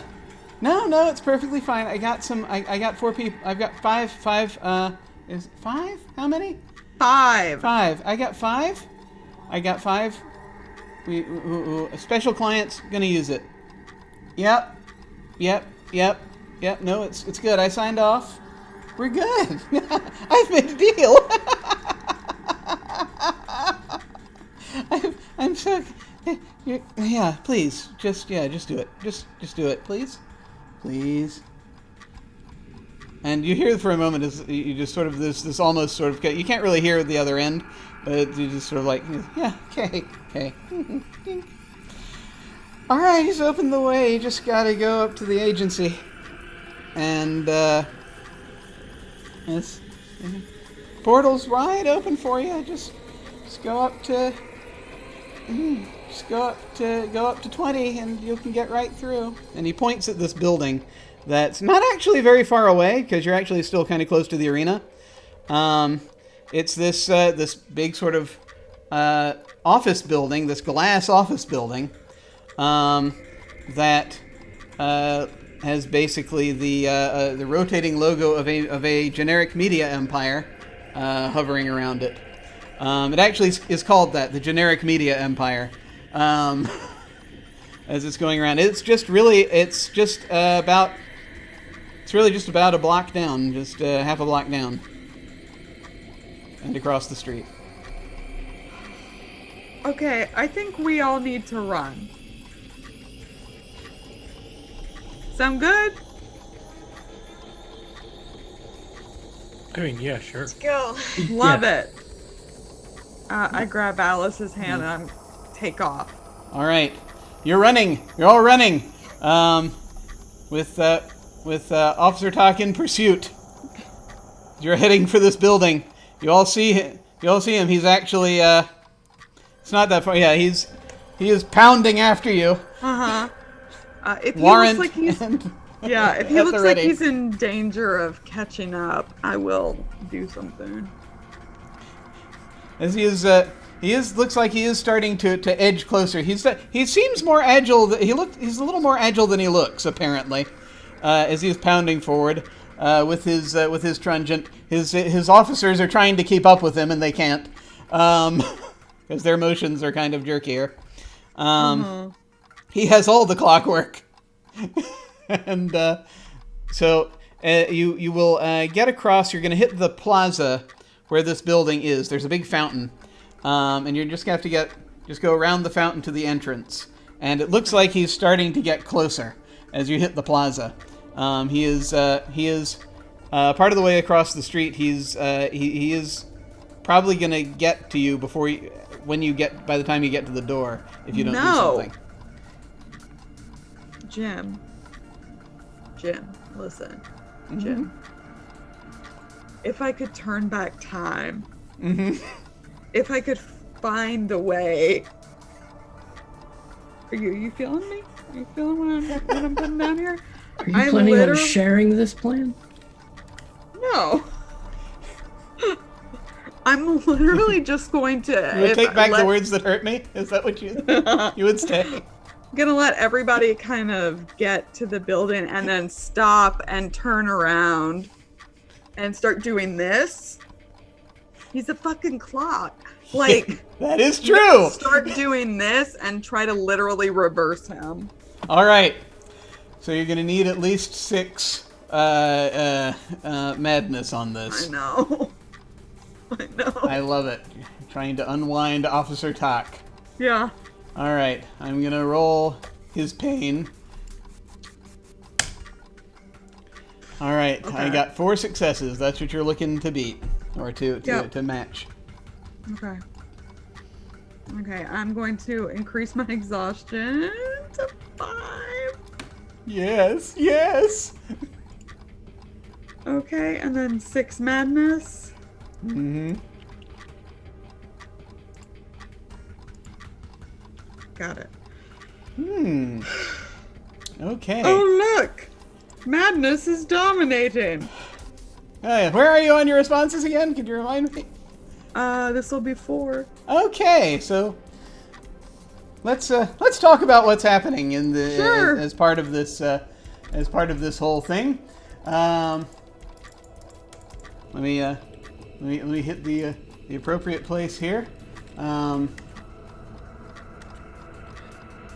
Let's see. Dee.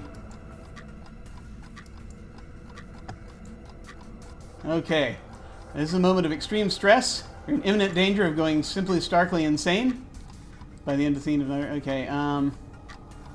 the end of the scene, if not earlier, a character who snaps will spend at least one scene or the remainder of the current one acting on their psychotic break. From a player's perspective, this can be a fun time. Pick a particular way to snap and just run with it. Sometimes snapping is temporary, and sometimes it's permanent. But either way, it erodes the character's discipline. When a character snaps, their response boxes all reset. You get cleared of check marks, your discipline score drops by 1, and you gain a single permanent madness die. The permanent madness die is rolled in addition to any the player might temporarily add to his pool. Permanent madness signifies that even if he gets better, the character is still a little cracked from the experience. Multiple snaps decrease the discipline and increase permanent madness again until the protagonist loses all of their discipline. So, Got it. with that in mind as what's happening, so it's working. What does this look like? Tell me what we're seeing here. Okay, so I'm gonna go with because the last thing she did, like when she was on the edge, was threaten to literally slow down someone's heart until they died. So I feel like she starts oh, that's weird. So what I think this is that she starts to reverse him just normally, and then she gets kind of like caught up in the fascination of the like actual winding mechanics, and she keeps the time around him going backwards, but she keeps him in place just like until the point he's like literally unwinding. And it's like the pull, like the energy is trying to pull him back, but he's stuck there and going like this. So it's like a this. Yeah. So you see that immediately he's like, as he's like coming forward, he's trying to run forward and back at the same time, and you see he starts to unwind, and you see bits of him starting to just starting to distort as this is happening, and he's just starting to, it basically shatters apart. And the other cops running after him are like, they're gonna need a minute. Sure. They're looking at this. They're like, You just got a gives them glimpse of pause. your futures. And they just sort of sidle backwards a little bit. Yeah, she takes off after the others.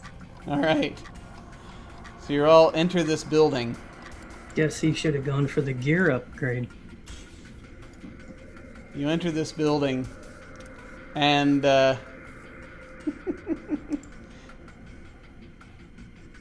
let's see. And it's a very well-appointed lobby. Big sort of gray and black marble. And as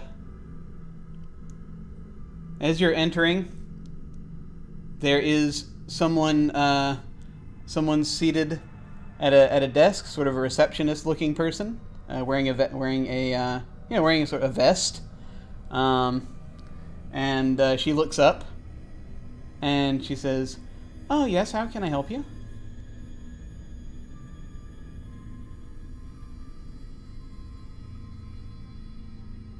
I think we're supposed to go to the 20th floor.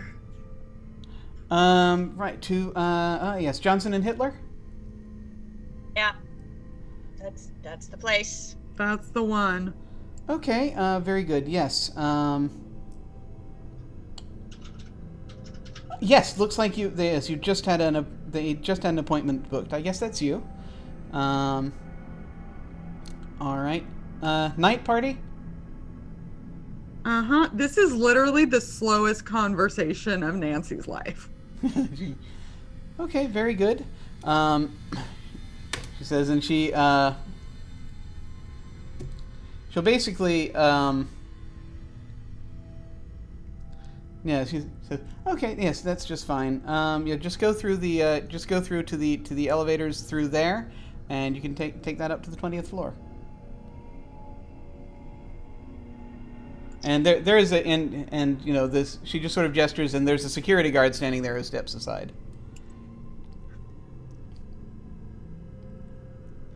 And you see there's this little sort of gate, that one of those little sort of there's an elevator corridor that's protected by this sort of little electronic gate that you have to pass through.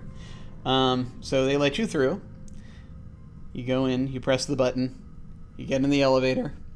Wait, is there elevator music? There is totally elevator music. We're all like so fucked up right now and traumatized and like in this nice elevator just So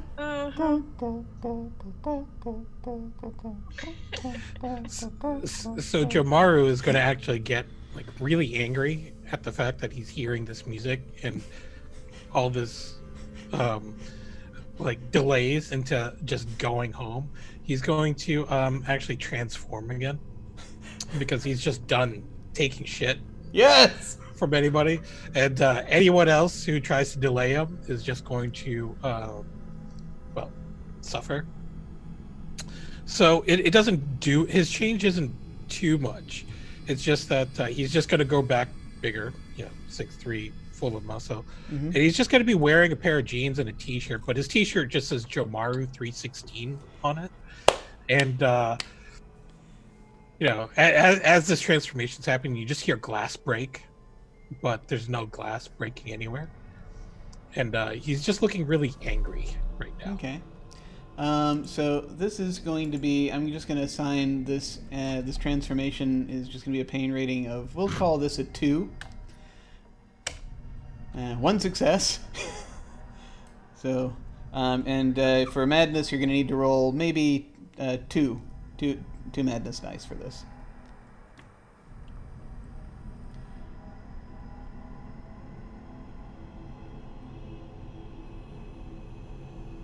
And any exhaustion dice that you have right now. Oh, I still have to roll that. Okay. Yeah.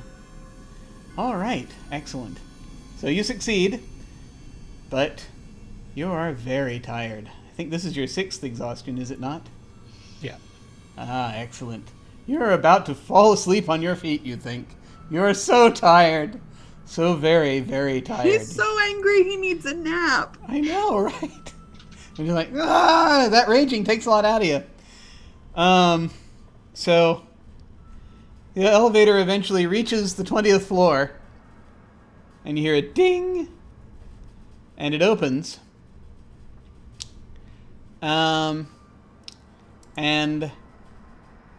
at first, you do hear distantly more talking, more ticking, but it sounds a little different. More talking and ticking. You see this big sort of, yeah, it looks like a, again, a marble finished corridor with a pair of doors at the end. And they're like a couple of side doors to either offices or restrooms, that kind of thing. I presume you head through those doors. And you see this wide room that, again, sort of black marble tile floor, and sort of almost, there are a few pillars in here somehow, and red tapestries on the walls. A lot of statues of birds around, sort of these black statues of birds. And there's this desk at the far end in front of a big fireplace. And seated at the desk, you see what looks like a man wearing a suit. And he looks up, stands up. See, he's wearing a brown suit.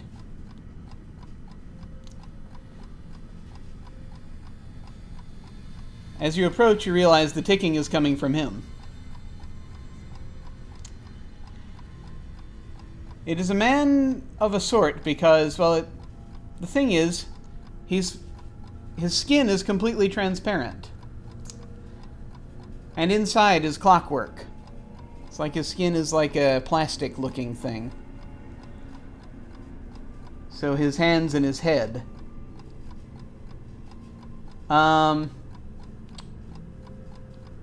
And it looks like perhaps he has a mustache, but it's clear plastic, so it's hard to see. And you see these eyes kind of coming out that are kind of glowing a little bit. And on the desk is a nameplate that says Ulrich Hitler.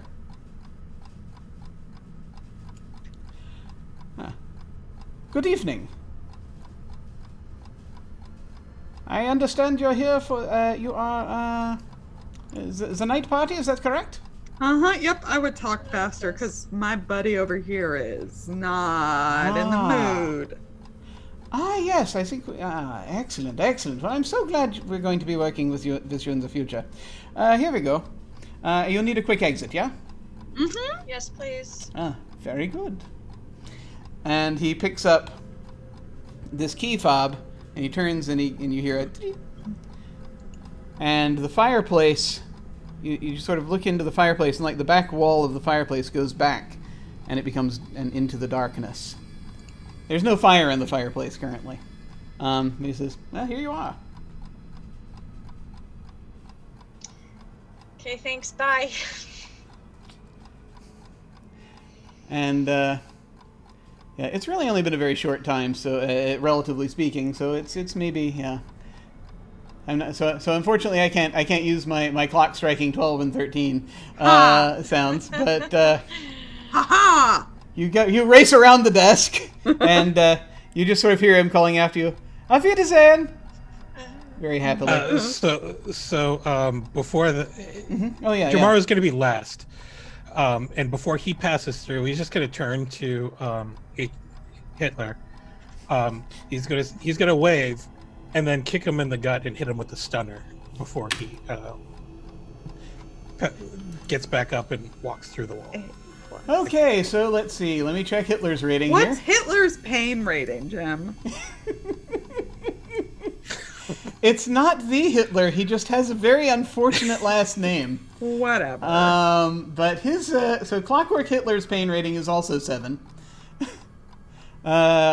you're kind of sucker punching him. You're catching him by surprise, so I'm going to downgrade that to 6.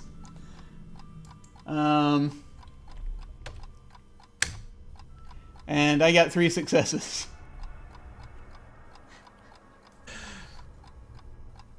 So you got to roll all of your exhaustion dice, which I think you have, like, what, 6 of them now? Is that right? Yeah. So you need to roll 2 more. 2 more. Yeah, because you rolled 4.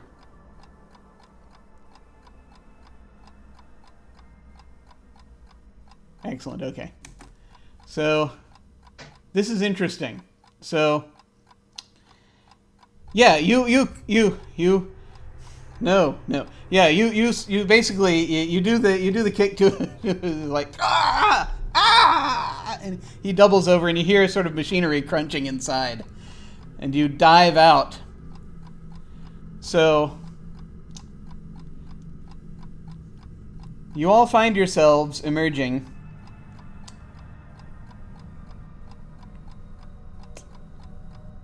and actually sort of actually as you're sort of all kind of heading out, Alice is kind of just sort of leaned back seeing this, and she's just like, oh, sorry, and you all sort of head out. You emerge from another fireplace.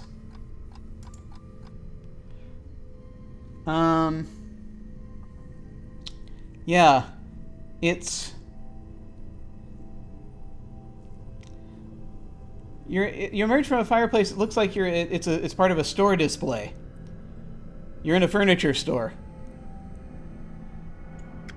And normal furniture store? Well, yeah, you see people around going around shopping for furniture. This is the Beyond part of Bed Bath & Beyond. Yeah. It's about, yeah, pretty much. You're in a Bed Bath & Beyond-like place. It's about, but that also sells, sort of fireplace sort of setup. It's, the sort of living room accoutrements. Thank God it wasn't IKEA. I would have thought we'd have gone to hell. Yeah. And so you emerge from this fireplace display, and you see there's a window and there's light shining in. There's like sunlight shining in. And you look around, you see there's a clock on the wall that says it's about 11:30 a.m. And there were only 12 numbers on that clock. Yeah. Well, it's digital. Ugh. But it says a.m. Okay. And there you are in a furniture store. Is there a bed in this furniture store? Absolutely. Like a huge bed we could all just climb in? There's one very nearby. That looks incredible. So you're heading. Is everyone else heading over to the bed, or is it just? There's a king size bed here, very close by. Everybody. Yeah, actually, Jamaro kind of collapses almost. Right. And so it's probably a good idea, because at this point Jamaro's like, drag him over to the bed. Wait, normal size Jamaru? Actually, no. He still looks. He's still monstered out. He's still like 6'3". He's still hulked out, Jamaro. If we all work together, we're going to the bed. Everybody take an arm. Yeah. Come on, big guy. Yeah, you all get him into the bed, Jamaro falls instantly asleep. And you may have a bit of a time, because you kind of have to watch him while he is sleeping to keep the nightmares away. I'll sing until I fall feel asleep. as though you're up to the task. Alice, when you get her through, is just sort of a little bit just dealing with everything. Sure. Alice, when we wake up from this very long nap in this public place, we're going to therapy. We're gonna need it. Family counseling. Oh my God, I've got exams coming. Oh, well, I think they'll forgive you. They thought you were kidnapped. You kind of were. In a sense. Yeah. And I think that is where we shall leave this campaign. Is some of you manage to get some sleep, while the rest of you fight off the nightmares that come inevitably when you fall asleep. that happens a bit, but you manage to destabilize. I think that they're probably more pinheads are probably the ones that will show up, and you deal with them. And that is where we shall leave things with this campaign.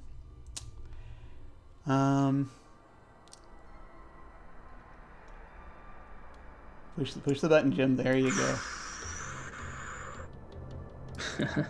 Thank you all very much for playing. Don't rest your head. Me and Anino's teeth.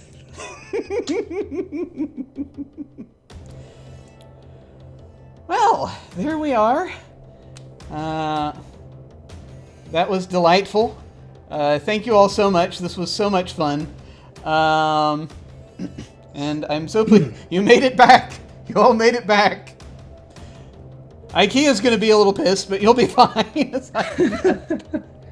Because, you know, you're in the one place that's probably scarier than the Mad City to some folks. Who knows? Well, I think what we'll do is we'll go ahead and go around. I think actually we'll just use the same order as when we started. And so I'm just gonna go counterclockwise from Anino to finish this whole thing off. And you folks can feel free to say any final thoughts you have about this campaign and where folks can find you. Anino, how's it going? It's going. Thanks, had a great time. I'm just glad I got to use the stunner on someone before we close things out. Horror isn't really my genre, but this was a lot of fun. Really appreciated it. So, very good for Halloween. You can find me on the Twitter at Nino Gaming. I am doing Extra Life. Game day is this Saturday. I'm still taking donations. Donations qualify for a bunch of giveaways, which you will find on my Extra Life page. Apart from that, you can find me on this channel on Saturday at 8 p.m. Eastern Standard Time for Edge of Paradox, our long-term Invisible Sun campaign. Excellent. Yes. Well, this was tomorrow was so much fun. I loved how we were able to work all the various wrestlings in. It was very good, and I loved that it was a neat sort of resolution with Star Maker. That was very cool. I liked that a lot. And let us go to Alyssa. Hey.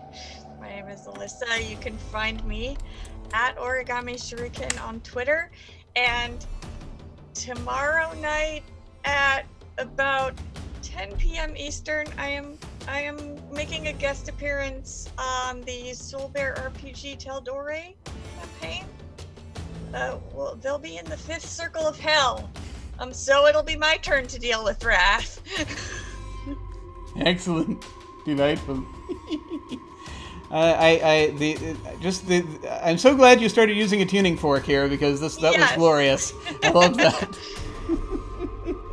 Yeah, I think it was a lot of fun to play with Lila's power a little bit, and I pictured it a little bit like a Scott Pilgrim movie. Yeah, it does kind of have a bit of that vibe. Yeah, it really does. I hadn't thought about that, but yeah, Edgar Wright would make a kick-ass Don't Rest Your Head movie. Yeah. I would love to see that. I want to see that now. Damn! Excellent. And Rock, hey, how's it going? Hey, Jim. So I'm Rock. I can be found on Twitter at Rock007. This was a blast. I mean, I always have a good time on your channel. I had fun playing this game. Really enjoyed this game. It's one I've looked at in the past. So, but more importantly was getting to play with all these wonderful people. Played with Alyssa before. It's always a great time playing with you guys. Finally got a chance to be able to play with Anino and to play with Lauren. And what better experience could you ask for, really, than being able to play with really great people? So I had a great time. very cool. I really liked the sort of the change, the way you were able to sort of do things to change things with your powers. That was kind of neat, and just the whole, just Dustin's whole reactions to everything. I just really liked. It's like, okay, we're doing this now. All right, that was awesome. Lauren. Bye. Hi. Haha. I forgot everything I was gonna say. Oh, sorry. Saved our butts.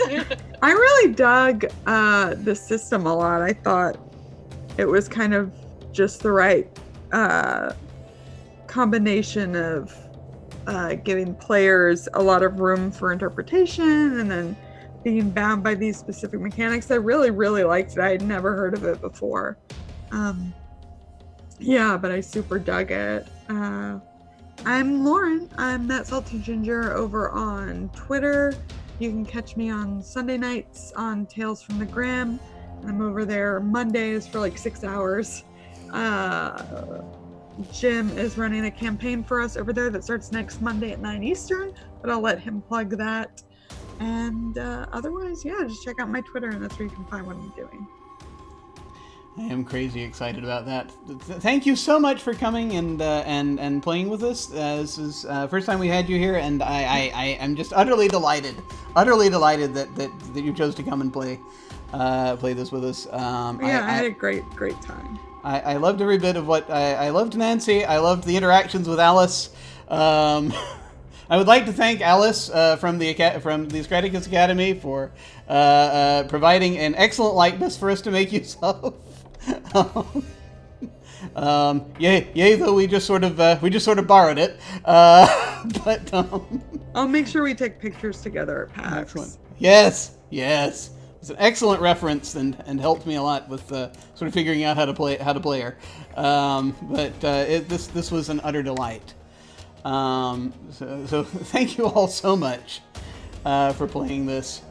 Deadlands. I'm reading the wrong thing. Don't Rest Your Head is one of my favorites of the indie games. I learned about it from various podcasts. I think I first heard about it on the Walking Eye podcast like a decade ago. It's been so long. Just that was the game. This was the game that kind of sort of keyed me into the idea that, like, wait, you can both succeed. You can either succeed or fail and still have the role flavored a certain way. So seeing that, I was like, okay, this tells me how you can do so much more than just a simple you do it or you don't do it.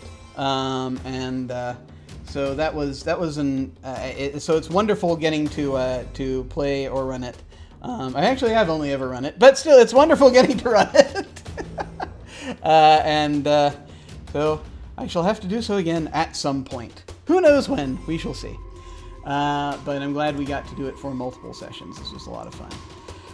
Well, folks, that leaves me. I'm Jim. You can find me at OtherDoc on both Twitch and Twitter. My website is jim.com, where you can find my Geek Observation podcast and links to my various other podcasts, audio dramas, writings, and such. I've got links down below to my website, Twitter, and YouTube channel. Again, as previously mentioned, on Saturdays we do an Invisible Sun campaign called The Edge of Paradox. It's very slice of life, trends that way very much, and the game is kind of designed that way to an extent. But so there's a lot of people having lunch. I'll put it that way. Having lunch and then fighting surreal monsters occasionally. But it's mostly about, I think, having lunch and trying to figure out why people and things are certain ways. I think that's basically what we've been doing. But it's a very cool deep dive. I've been enjoying it immensely. On Sundays we do one-shots. The one-shot this coming Sunday will be The Extraordinary Adventures of Baron Munchausen. I've never had a chance to play that before. We're finally going to get a chance to play it. It is a game of boasting. Everyone's playing a noble and gets to make up incredibly strange stories. So I'm looking forward to that. I'm going to actually start casting that probably tomorrow morning, since I didn't get around to it today. Sign-ups are open for Alas for the Awful Sea still, which is going to be next month's short campaign. Just again, going and dealing with sadness and sea creatures.